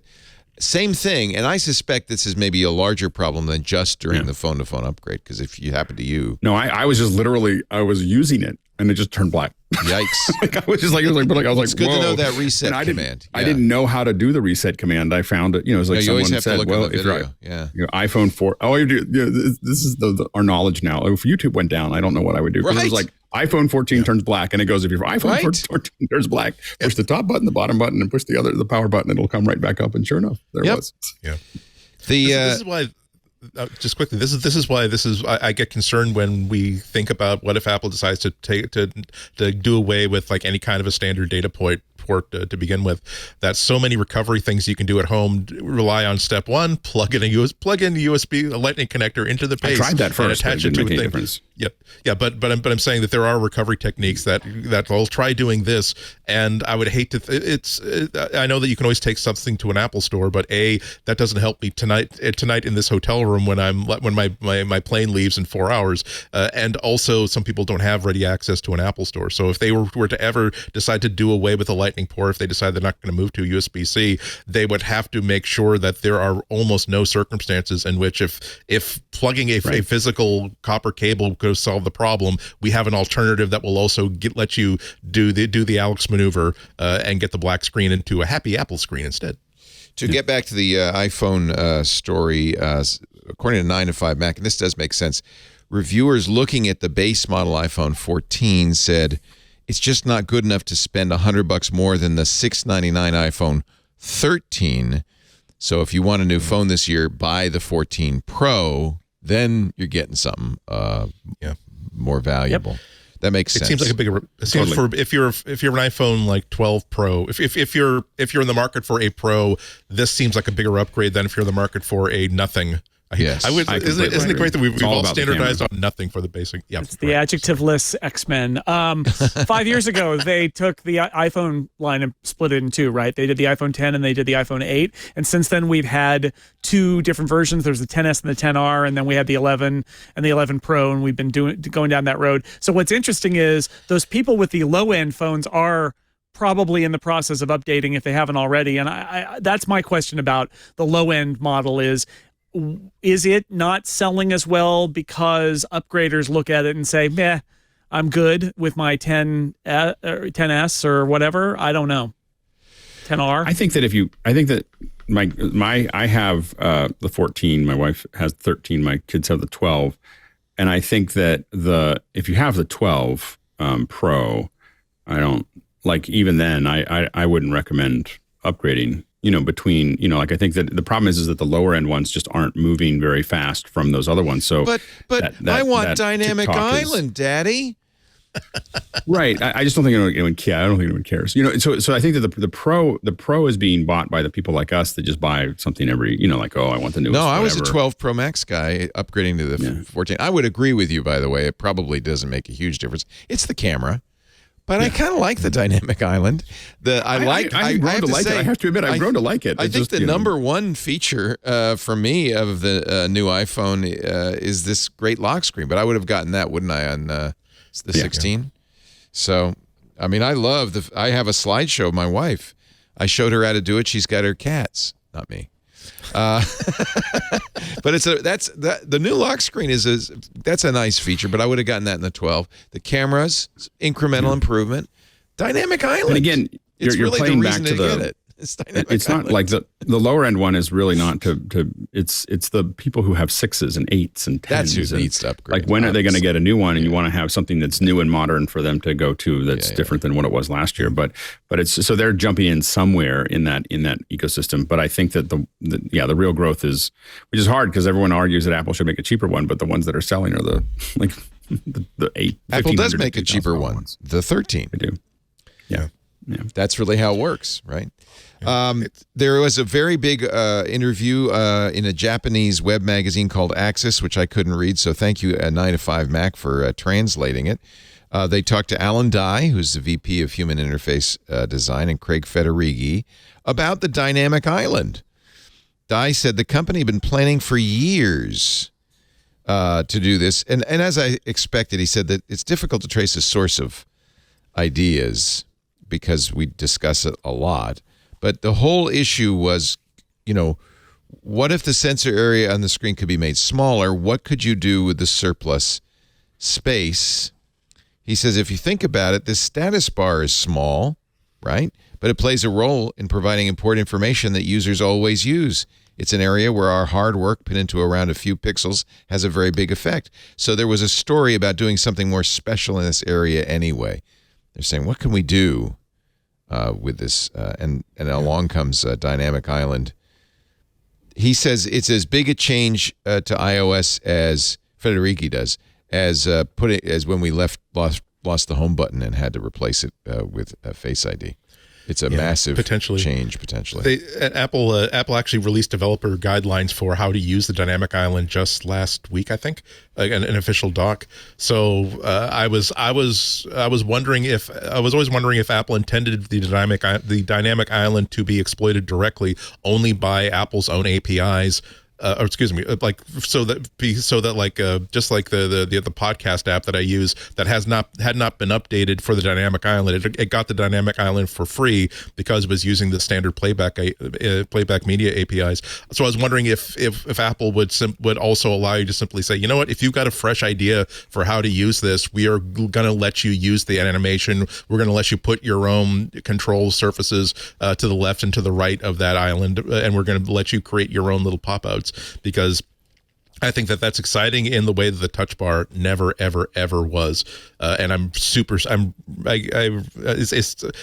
still 2 or 3 weeks later, and I'm still really excited about what can be done with this as a user interface element, because it's just such a wonderful thing packed with possibilities. This video from Access shows the 14 different distinct animations available and that's just, by the way, what Apple's doing, and of course apps can also use dynamic island. So I like it. I really do like it. I mean, it's taking a negative and making it a positive. It's not a gimmick. Now that I've been using it for about a week, like it's absolutely not a gimmick. Nope. It quickly becomes natural to expect that, oh God, I hate this song. Let's just tap the dynamic island to just to figure out what's going on. Yep. Well done. Yeah, I think talking about years of in the making, I get the feeling, I mean, my vibe on this is that the notch with the iPhone 10, when that shipped, there was very much a what's next kind of moment, and then they've spent the last 5 years sort of wondering what is our next step beyond the notch, because the notch is a blank area, right? And that's just how we've all lived over the last 5 years. But that was 5 years ago, so they've had time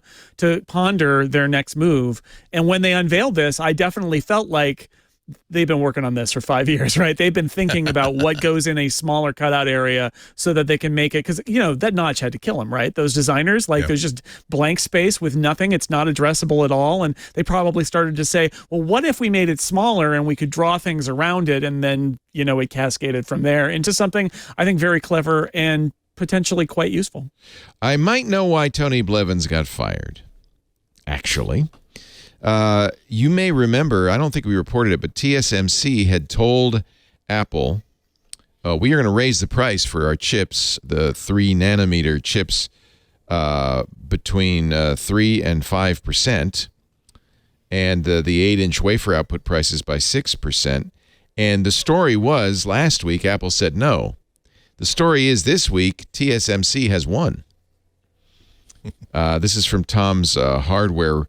Reports published by Taiwan's business-orientated media indicate that Apple has yielded to TSMC's price increase demands for next year.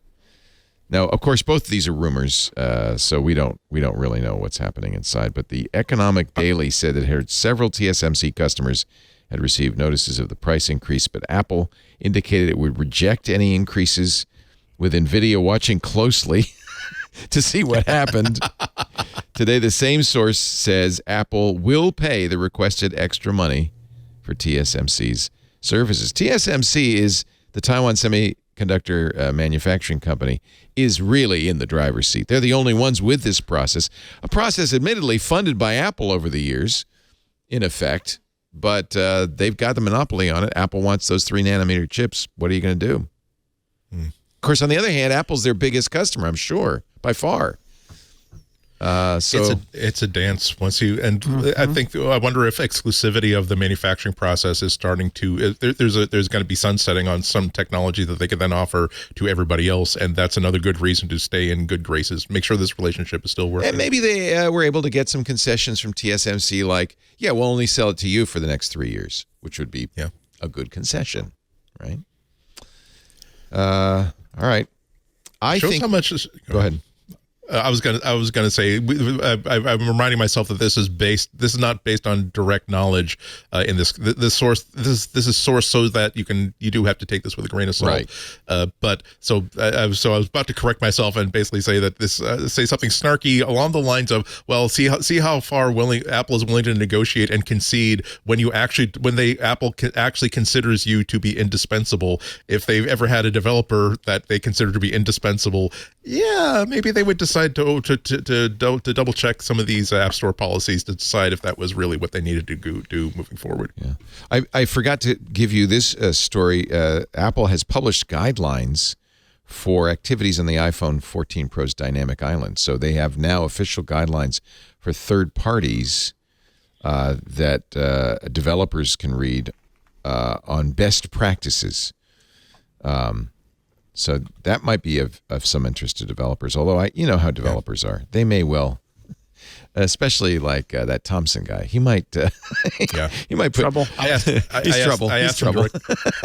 During my brief, I asked them directly about the having kitty cats on top of the dynamic island. What'd they say? And also about third party stuff. And they said that we are aware of this, and essentially that at least for the time being, they are kind of eager to just sit back and see how developers decide to use the dynamic island before inflicting a whole bunch of rules on what they can't do with it. So maybe next year at WWDC we will see a new guideline saying, okay, you have the following 3 developers to thank for these following 9 pages of no, you can't do that anymore on this thing. But yeah, which was a very, very positive thing. Again, opening it up to third party insanity is a very, very positive thing for this feature. Pictures have come through from Tim and Eddie's excellent vacation. They were in Europe and apparently went to Oktoberfest. That's a large stein of delicious beer. It looks like Tim and Eddie got the jackets, too. I don't see the lederhosen. Eddie is wearing lederhosen. Tim is wearing khakis because he's a cheater. But Eddie is living his best life. Eddie Q, the energy in the Eddie Q photos in the European tour it's strong. It's real strong. They visited Ted Lasso, right? They did. Oh, there's a picture of them with Ted Lasso and the Eddie box. Q, and it's Hannah Waddingham as Rebecca and Eddie Q next to them, and they have the exact same energy, which is maniacal energy. It's great. They've been Tim's been posting on his Twitter his various visits, and here's a guy in a funny outfit. Oh, man. Federico II honorary degree. I mean, no, this is what a European trip for Tim Cook. He got an honorary degree. Yeah. He met the Pope. Let me find the Pope picture. He didn't. No, Tim didn't tweet his meeting with the Pope, but he did meet with the Pope, and there's a picture. There's a picture. Question is, did he shake his hand? I think the Pope tweeted this, probably Father Robert on the Pope's behalf. Yeah, sure. Did he shake his hand? What are those socks? Wait a minute. What's the these are the Pope's a big handshaker. Is he? Yeah, he is. I'm shaking his hand. The Pope can be swaggy. I mean, the Pope is that's part of the job description. That's fine. Yeah, the Pope has. That's sad. It's sad that people use their smartphones during mass. Yeah, that's yeah. And while at the dinner table, that's a popey thing to say. Do not use your iPhone at the mass. But I'm sure Tim. I have my own musical library, Tim. Why is it so hard to sideload my own music onto my own device? I cost over 14,000 lira for this thing. I'm telling you. The U2 album is still there on my phone. I got it. I don't want the U2. It keeps coming back, just like a Satan himself.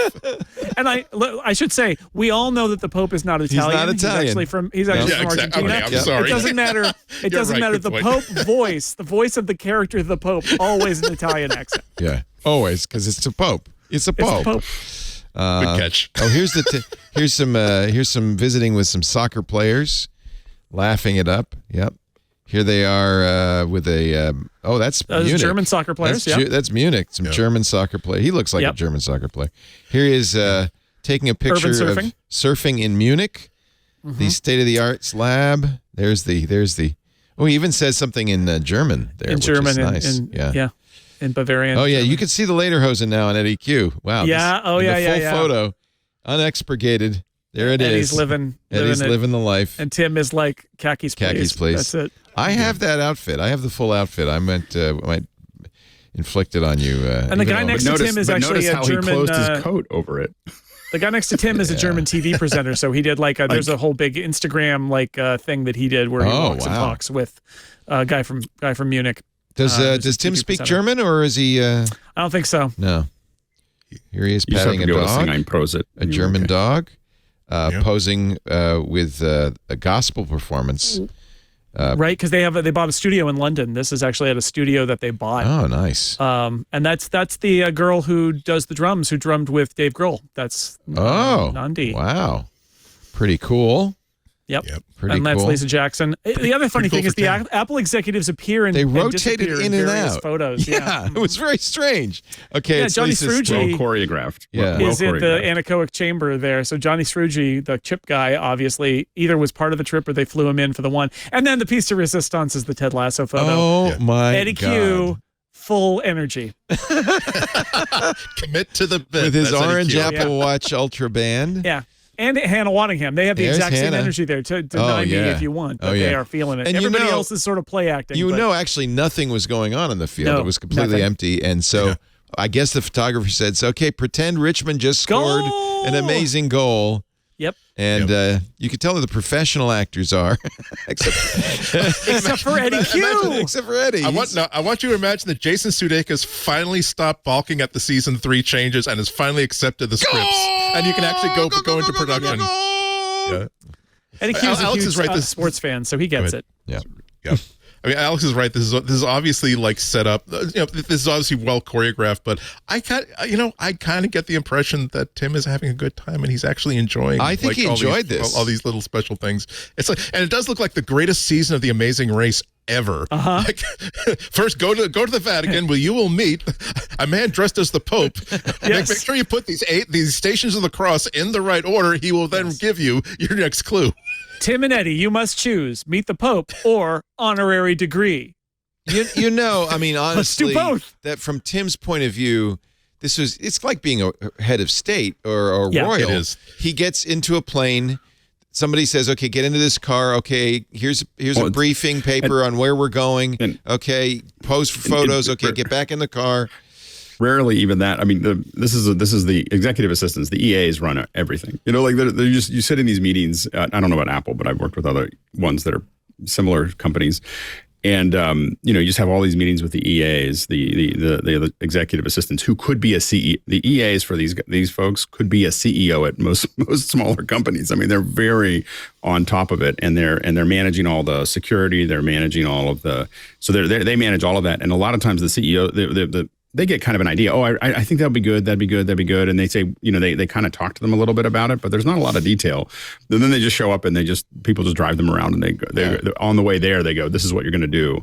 But sometimes it's other than a couple high points that they requested, almost everything else is they're just showing up and being themselves, and someone tells them where to points them in the right direction. And it's just so many moving parts, and they're so busy working on other things. Like they're still having negotiations about the chip costs and everything else. Yeah. So it's a series of photo ops separated by interminable drives and flights. Right. And there's like a half an hour to figure out the photo. There's meetings and meetings and meetings. And then before they come in, I mean, I've done some of the photo ops for some I'm sure there was a mark on the floor. There's like a whole setup there. Oh, yeah. There's a whole setup, and there's a whole process, and we're going to have them come over here, and then we make sure the lighting's right, and all the other bits and pieces when they show up at work. Yeah. One of the most precious and valuable and limited commodities in any corporation is the time of the CEO. So even though like it seems like a bit of it's fun. We're going to visit the Fed. We're going to get this great photo op. Someone has decided that the time it's going to take to get him out there, to get him to the set, to arrange this, to get the photo is more valuable than time he could be spending on a very private business sort of audience with people you've never heard of at a company you've never heard of, that nonetheless is absolutely essential to getting a certain component of a VR headset ready in 5 years. So my question having is, meetings in the SUVs on the way there. So my question is, were all of these people on this roof, and there was a hole in the middle for Tim, and then did they drop him down via helicopter? How did he actually get? Pop him up from bottom like Michael Jackson. That would be great, though. That would be great. I would take pictures of it if that big picture that came in from a helicopter. Would be amazing. Imagine the fight. I've been in group photos that are not nearly as exciting as this. And even when it's like, oh, here's the mayor of Dublin that we're having a picture taken with, the number of people who are like, I'm just going to make sure that I'm kind of close to him without making it look that I'm too close to him. So I wonder if every single spot on this photo was saying, no, you are sitting number 4 from the left of this person. I'm sure, and I feel bad for this guy. The only thing you can see is his bad hairdo, so he kind of lost out. And there's nobody's eyes are closed or anything. Having tried to take company photos for a Christmas card, they really did this. Do you think they took 100 shots? I usually do. Like if I take those kind of photos, I just hold the button down and go, just take a whole bunch of it, and then a little bit of Photoshop work, and you can clean that all up. And so we've done that. We've dropped people in, taken people out, that kind of thing. And if you do them all in success, like in that fast, I'm gonna grab a whole bunch of images. A lot of times they barely moved, and so it's not very hard for the lighting and everything else to blend it back in. Right. I wonder, wouldn't it be great if? Oh, sorry, go ahead. But I was just thinking to myself, wouldn't it be great if like we'll find out like next year at an iPhone launch or the year after that they were actually dog fooding like an iPhone feature, like a special that made sure that everybody that will combine 18 different photos looking for individual elements in which everybody's looking at the camera. This one's fun. This is Where's Waldo? See if you can find Tim Cook in this picture. Yeah.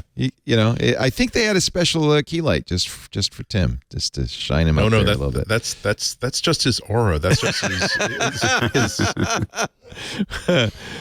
I don't know where they are. There's a lot of people in that picture. Oh, here's a guy pretending to take here's a guy pretending to take a selfie with his can we get this guy an iPhone 14 please? This is with his product red iPhone 14. And notice how high that camera is. If I took that photo, I would probably, I'm just saying, if it was me, not that I've ever done this before, I'd probably get on a ladder. Yeah. So there's a little, you get a little 3 or 4 step ladder. Yeah. And then you get the photographer up there and they take it and they set it all up and then they, but don't look at the camera. Don't look at the camera. Look at the phone. Look at the phone. Don't look at the camera. Look at the phone. Oh, I'm sure that was on site. That was just another shot that actually looked better. Because again, the amount of effort that is taken to make it look like there's no effort taken whatsoever is gigawatt technology. Yeah, precisely. Yeah. Wait a minute. One snuck in here. What the hell's he looking at? Yeah. and then there's the unplanned guy that just standing in the background like, hey, can we get who's this guy? I'm going to be in this picture. I'm going to be in this picture. so many of these pictures. I'm going to be in this picture. So many of these pictures are going to be cropped in so many interesting ways on people's Instagram. Me and Tim. This is fun. Tim Cook's excellent adventure. Yep. European vacation. Something. By the way, I think it was a total of 4 days that all of this stuff was done. I mean, amazing. Tim and Eddie. Don't forget Eddie. And Lisa. Oh, God. They may have left Eddie behind. The National Lampoon's Vacation. Oh, my God. Eddie. Eddie, where'd Eddie? We left Eddie. There's Lisa. We're just really glad we have that private chat. Eddie's still in Munich. I think he's just still drinking beer in Munich. Okay, so he's been mistaken for a bumbling jewel thief and been detained by Scotland Yard. He's been training Tim Cook's party. Ted Lasso.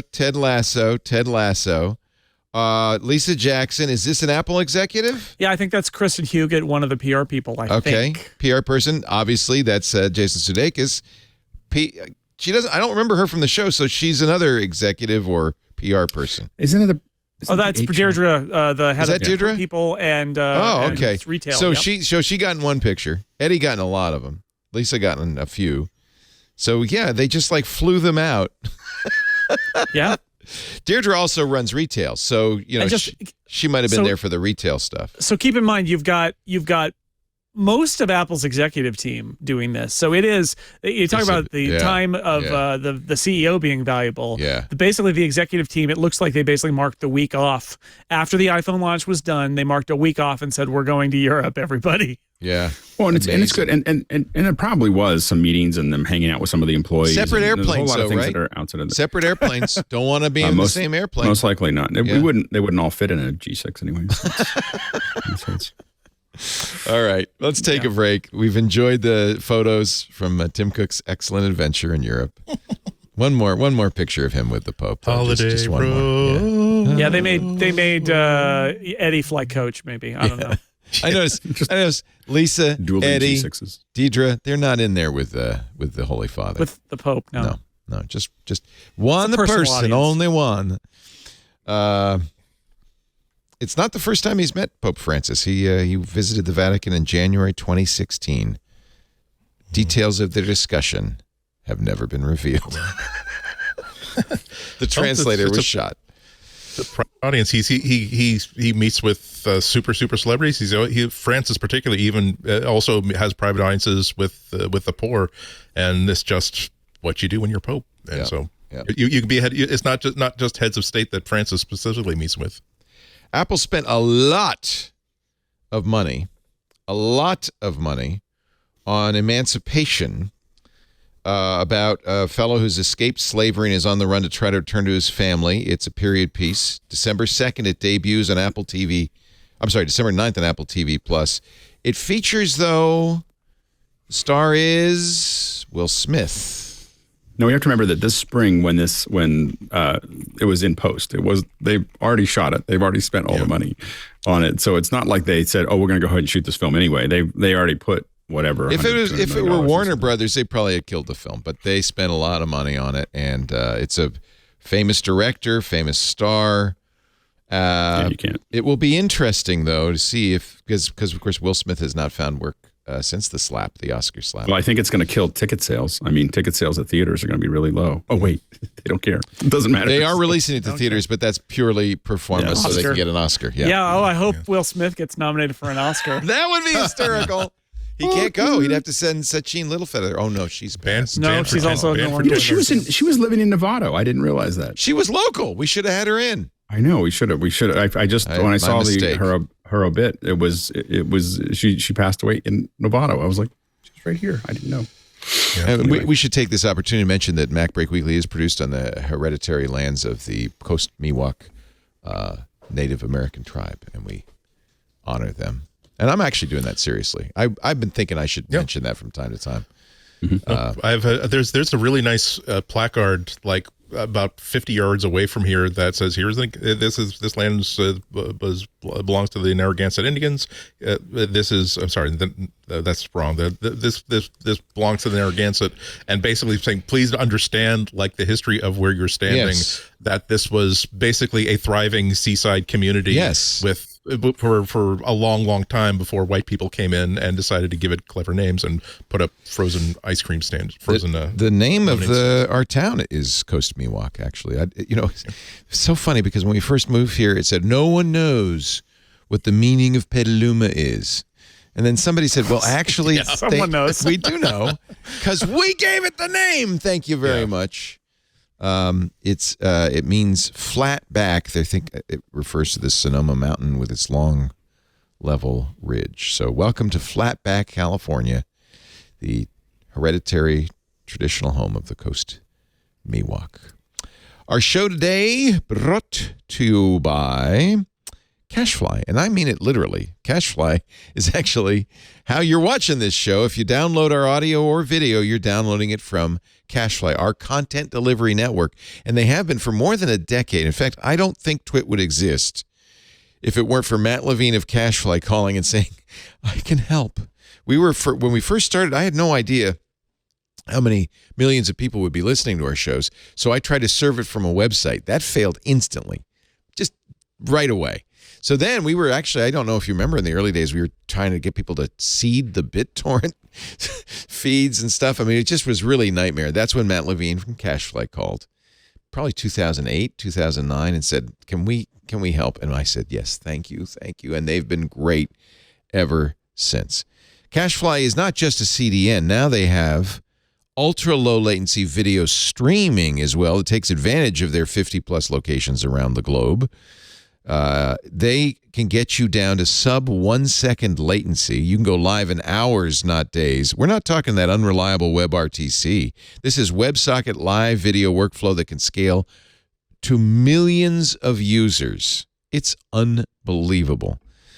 Take a load off your Origin servers. We've been doing this for a while. CacheFly's storage optimization system reduces your Origin bills, your S3 bills, reduces bandwidth, increases your cache hit ratio to a solid 100%.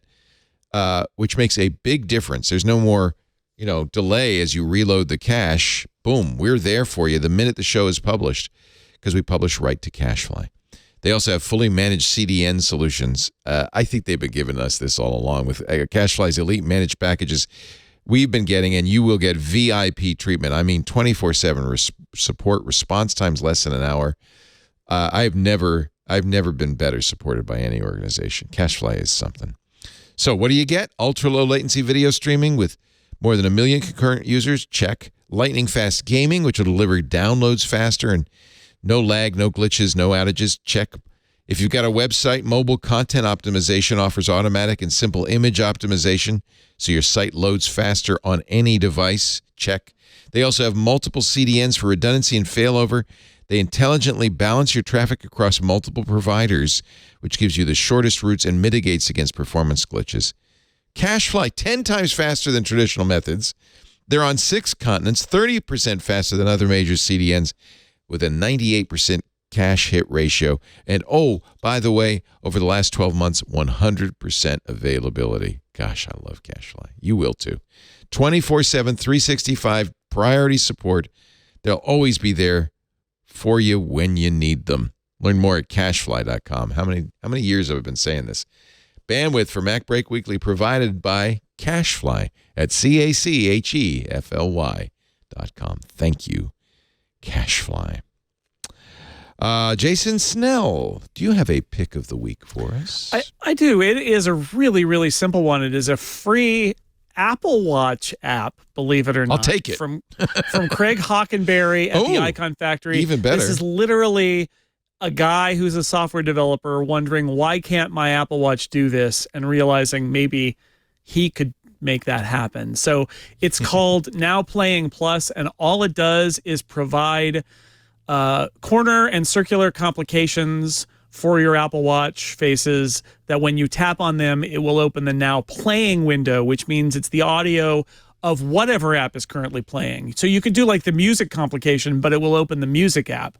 And this opens the Now Playing view, so you can very quickly just tap, Hallelujah. Get to your controls, whether it's a podcast player or an audio player or a music player or something else, and then make the changes. And he literally made it because he wanted it for himself and then thought other people could use it too. And since Apple doesn't provide a Now Playing complication in those shapes, he made it, and it's free and it's open source and it's on the App Store.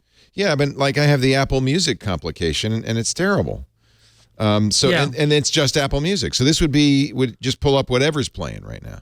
Yeah, whatever is currently playing. And again, it's very simple and it's free, and it's limited by the WatchOS quirks, but it gives if what you want, like I listen to a lot of podcasts on my Apple Watch. Right. And so having that control there and having it be right available where I can tap it, and then if I am listening to music, the same tap will open the Now Playing, showing where the music is playing. So yeah. So it's now on my Apple Watch because I downloaded it from the App Store, and now all I have to, and it's free, by the way. Now all I have to do is edit and make it a complication. Right. I have to deal with that complexity, but at least I have so many complications because I'm using that new Ultra watch face. What is it? I can't remember, but I have 1, 2, 3, 4, 5, 6, 7, 8 complications. It's the most. It's the most of any, but I still don't know which one I'm going to get rid of. It's so complicated. I think you now have to actually call that not a watch face, but a launcher. Honestly, that's the best thing about the Ultra. It isn't a watch. It's like a mini phone on your wrist. This thing is awesome. I just love my my Ultra. So I have downloaded it. Thank you, Craig. I just have to decide. Yeah, maybe. Well, I have reminders. Maybe I'll replace drafts. I hardly ever use drafts anymore. I'll replace that one. Mr. Andy Anako, your pick of the week. My pick of the week is actually a book series that people have been recommending to me, people I really, really trust and respect, and I've never gotten around to reading it. It's the Fletch series of mysteries. Oh, yeah, the new movie just by came Gregory out. McDonald. Yeah, and so it's causing a lot of people to talk about it. And again, everyone everyone who's recommended this to me, it's never a halfway recommendation. It's always, oh my God, you've got to try. I can't believe you've never seen this before. So I wound up buying like the first book, and I'll say that the first 2 pages. Let me tell you this. I will say to quickly answer, it's so good that I was halfway through it and I already bought the second and the third because I knew I wanted to continue to read it. However, the first 2 pages are the most inscrutable mess I have ever seen in my life. I'm not, and you're going to think I'm joking, but after rereading the first 2 pages over and over again, I'm not joking. I thought that, did this file get corrupted on the way to my Kindle? Because it's like, okay, so they're on a beach. No, they're not on a beach. They're on a carpeted surface. And then no, but what? And so, but after I heroically pushed through the first 2 pages, it settled down. Also, the first book has the problem of not problem, but maybe the quirk of when you see somebody who has written the first novel. And I'm really keen to see in the second and the third and the fourth, there are like 10, 11 of the books in the series, how he settles down, because the titular character is a newspaper reporter. Back when you realize that the reason why so many like central characters in comics and TV and novels are like newspaper reporters, because back in like the 70s and earlier, they're the only people who had access to, quote, the internet, unquote.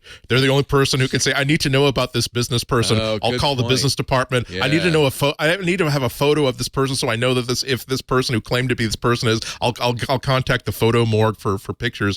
But the other thing that might throw you like off the first one is that the people that Fletch talks to as a reporter and also just as, you know, whatever he's doing, they like to talk a lot.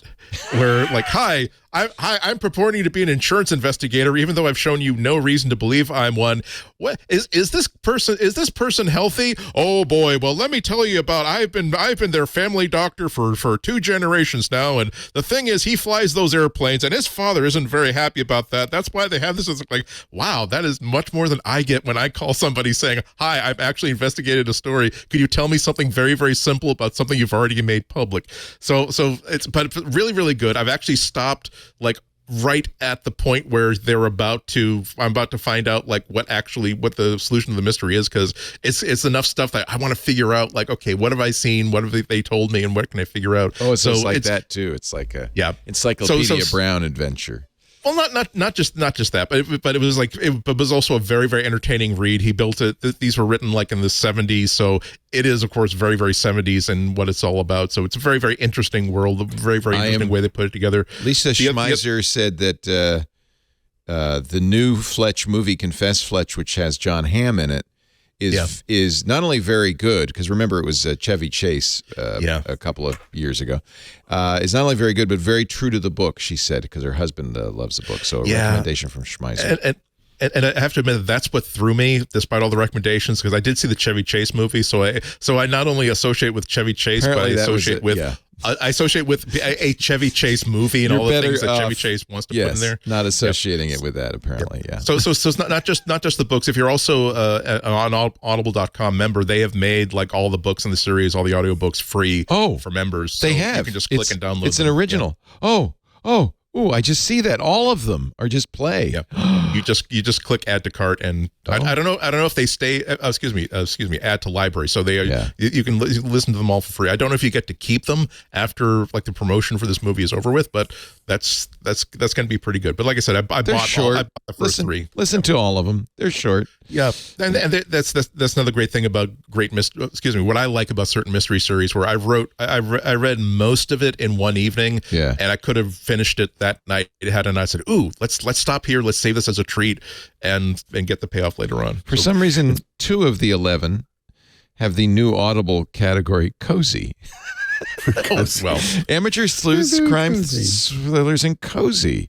This is new. Audible's been putting cozy next to books for some reason. I don't know. It doesn't say what it is, but it means that we're now entering the winter, and you can be under a blanket and read some, drink some tea, and it'll be cozy. It's a good book to read for that. I have to say that we saw the trailer, and then I felt like I wanted to watch a little bit of the original Fletch. So we were watching a little bit of it, and I was like, oh, I don't know. Looking at the trailer, I don't know if the new one will be as good as the Chevy Chase one. And my wife, who I just never expected this, said, Well, the Chevy Chase one's nowhere near the books. And I was like, you read Fletch? And she's like, the Chevy Chase ones are just not even close. She goes, it's such a good book. And then she just walked off. And I was kind of, after 20 years, I was still stunned. What else don't I know about you? If that is really your real name. Comment. It's like, it's not even close. I mean, so just like, okay. So it sounds like avoid the Chevy Chase versions. Yes. I would read the books and then watch the John Hamm version. Sounds like that's the order of operations. And by the way, again, free on Audible if you're an Audible subscriber right now. So that's a nice opportunity. Your pick of the week, Alex Lindsay. So my pick of the week is, again, from my industry, QLab. And we had a great hour with them last week on office hours last Friday. And, QLab has been around. So I only knew about QLab for about the last 10 years. So I was actually in Africa, and they were running all the lights and the playback and everything else with this little app that I had never seen before. And it's Mac based. And it is, what it does is it runs queues. And so these queues are, you basically set up all these queues that you want to go, and you want to have the lights do this. And it's really used for theater. This is a theater app, although a bunch of us use it for other things when we're doing productions and so on and so forth. But what it does is it keep track of all these cues. I want the volume to go here. I want these speakers to do this, but those lights to do that. And I want the video to play out from 6 different screens, with different videos. And so if you're doing these kind of very technologically driven, or even sometimes simple ones, you can have all these cues, and you can go, and it's going to start building out this this entire piece that supports all the actors that are on the stage. We use them for presentations. You can have, a lot of different bits and pieces. Anyway, so we've been using it now for years. And again, I have not seen another app that's quite like it. And so it's just a really great one, and it's very Mac based. And so it just feels like a Mac app. And but it does incredible. It can coordinate all of your lights and your audio and your video, and send out other cues and get cues back, and so on and so forth. The big update for 5.0 just came out, and again, that's why they came onto our show. Is that they've rewritten it for Metal, and I think the first 20 minutes of the show is talking about how when they rewrote it, they just couldn't believe how many video outputs they were getting. 1080p video outputs coming out of a Mac Mini, or a laptop. It's just so they've rewritten it from the ground up for that video engine to do, to really take full advantage of it. And we're really moving towards, used to be that you were really worried about how much processor power you had, especially for theater, because it has to work every single time. It can't lose frames. It can't drop things out. It can't crash. And so that's what they've been really writing towards. And so having the Metal is the big update for it. It also has blending modes now, NDI, so that you can send it out over through software. A lot of new collaboration tools, new patching tools in audio. But overall, it's just an excuse to talk about a great Mac app from a company, from some folks that have been doing this now, I guess, for I think, almost 20 years, they've been building this app up, and it was a great conversation that we had with them last week. And it's a really, really good app if you're looking for how to coordinate an event. So it doesn't have to be a play. It can be your next corporate event or other things. You might want to take a look at this. They have lots of different pricing options. They got a free version that will do a handful of things. You say, I only want to control video. There's a version for that that's not as expensive. I only do audio, or I only want to do the lights. You can do all of those things. You can rent it by the day, or the month, if you only think you're going to use it for this one show. And so they've really, worked that out, and they really spend a lot of time in customer service and really making sure that people are getting what they need, out of it. And it's just such a cool app, so. Anyway, it's on the update. It's worth talking about again. I think I've recommended it once or twice before, but it's a really, really good app for coordinating events. And again, it's not just that it plays when you hit play. You hit play, and you can have a whole slew of things that all happen at that same time. These lights are going to do this, and then it's going to play 6 videos across these, and then the audio is going to come up, and there's going to be 3 effects that happen over here, and this little thing's going to spin, and all those things can be controlled by just hitting one button.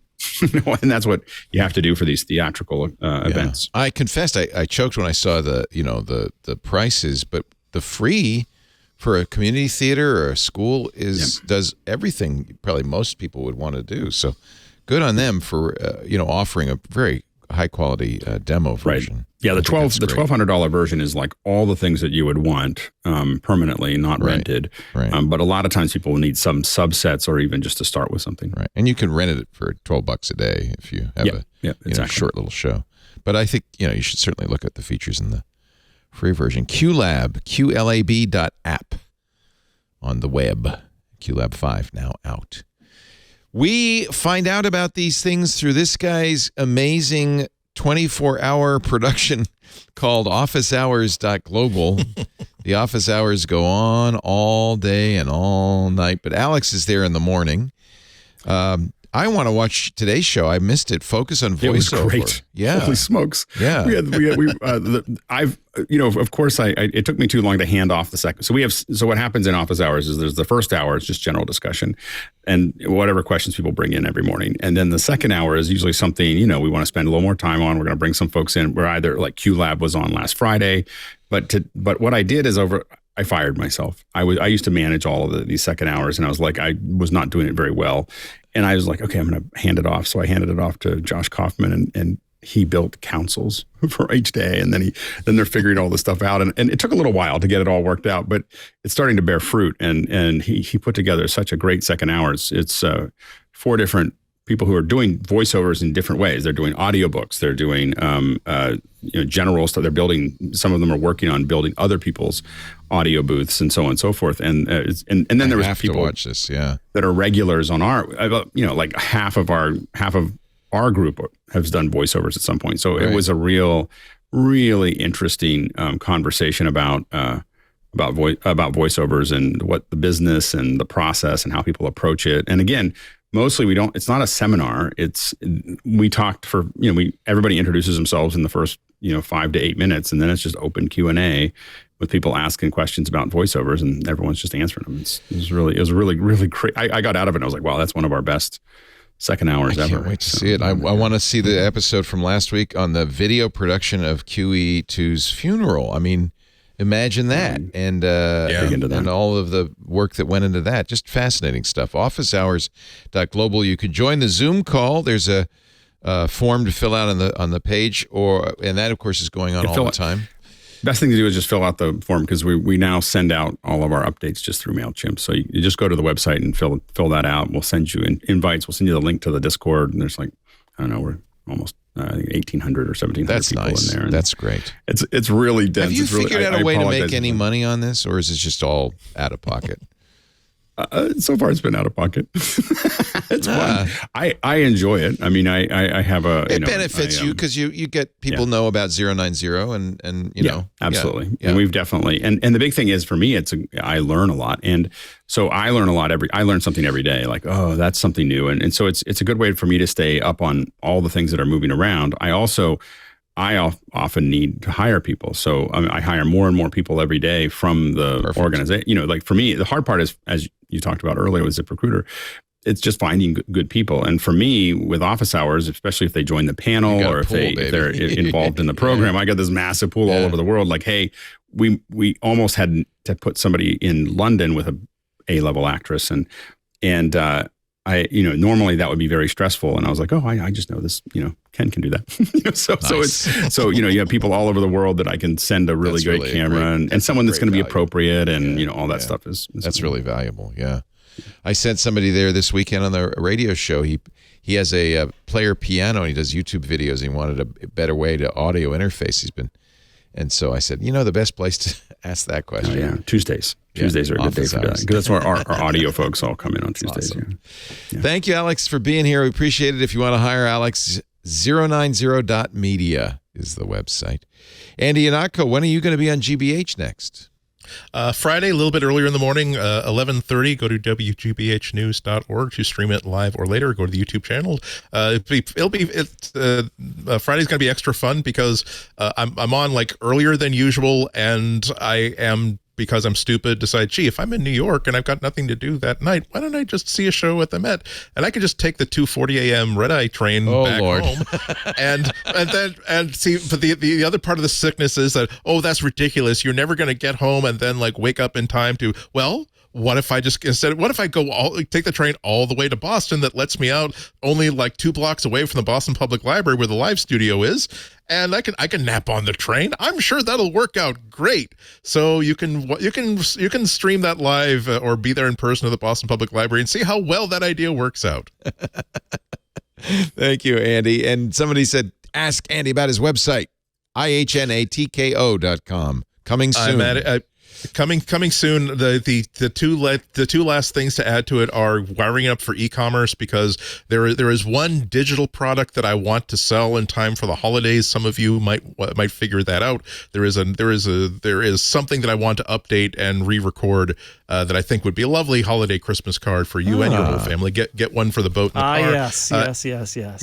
And I'm also like trying to make sure that I'm backfilling it with all the content that I've been writing sort of in preparation for this, to make sure that when you first see the revitalized thing, it's not, oh, look what he just posted today. Oh wow, it's a fascinating blog post about how the website is now open. Yeah, that's definitely was worth my time.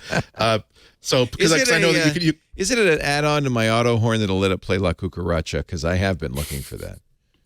If you want that, we will make that another tier of membership. Okay. Again, I'm open to anything that makes this site worth my time and my money. Thank you, Andy. So we'll tell everybody when it debuts. We will. Sounds like you better do it soon.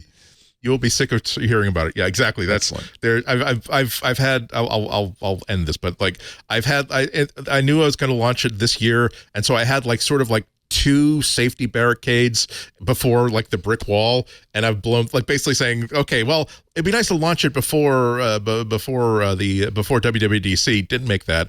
Okay, well, it'd be nice to launch it just before the iPhone event.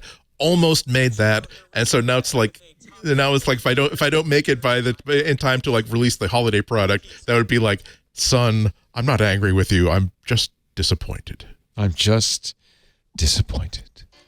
I am not disappointed in you guys. Mr. Jason Snell, you have been a wonderful addition to the show.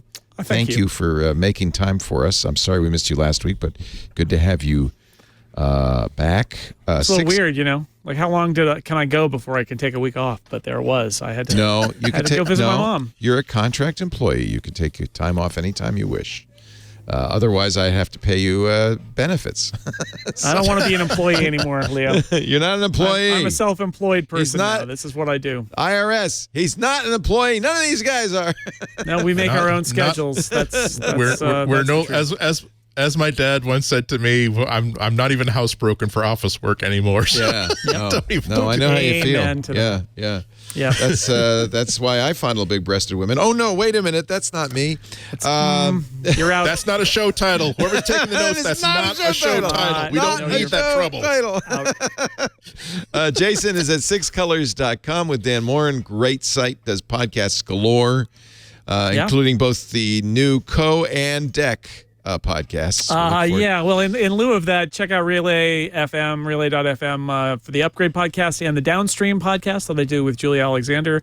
Always an interesting conversation. We've got a new episode that just posted, recorded right before this. And theincomparable.com for all your pop culture podcast needs. That's my side hustle podcast network. What is your hustle? One of my 6 jobs that I have now that I'm an independent content creator.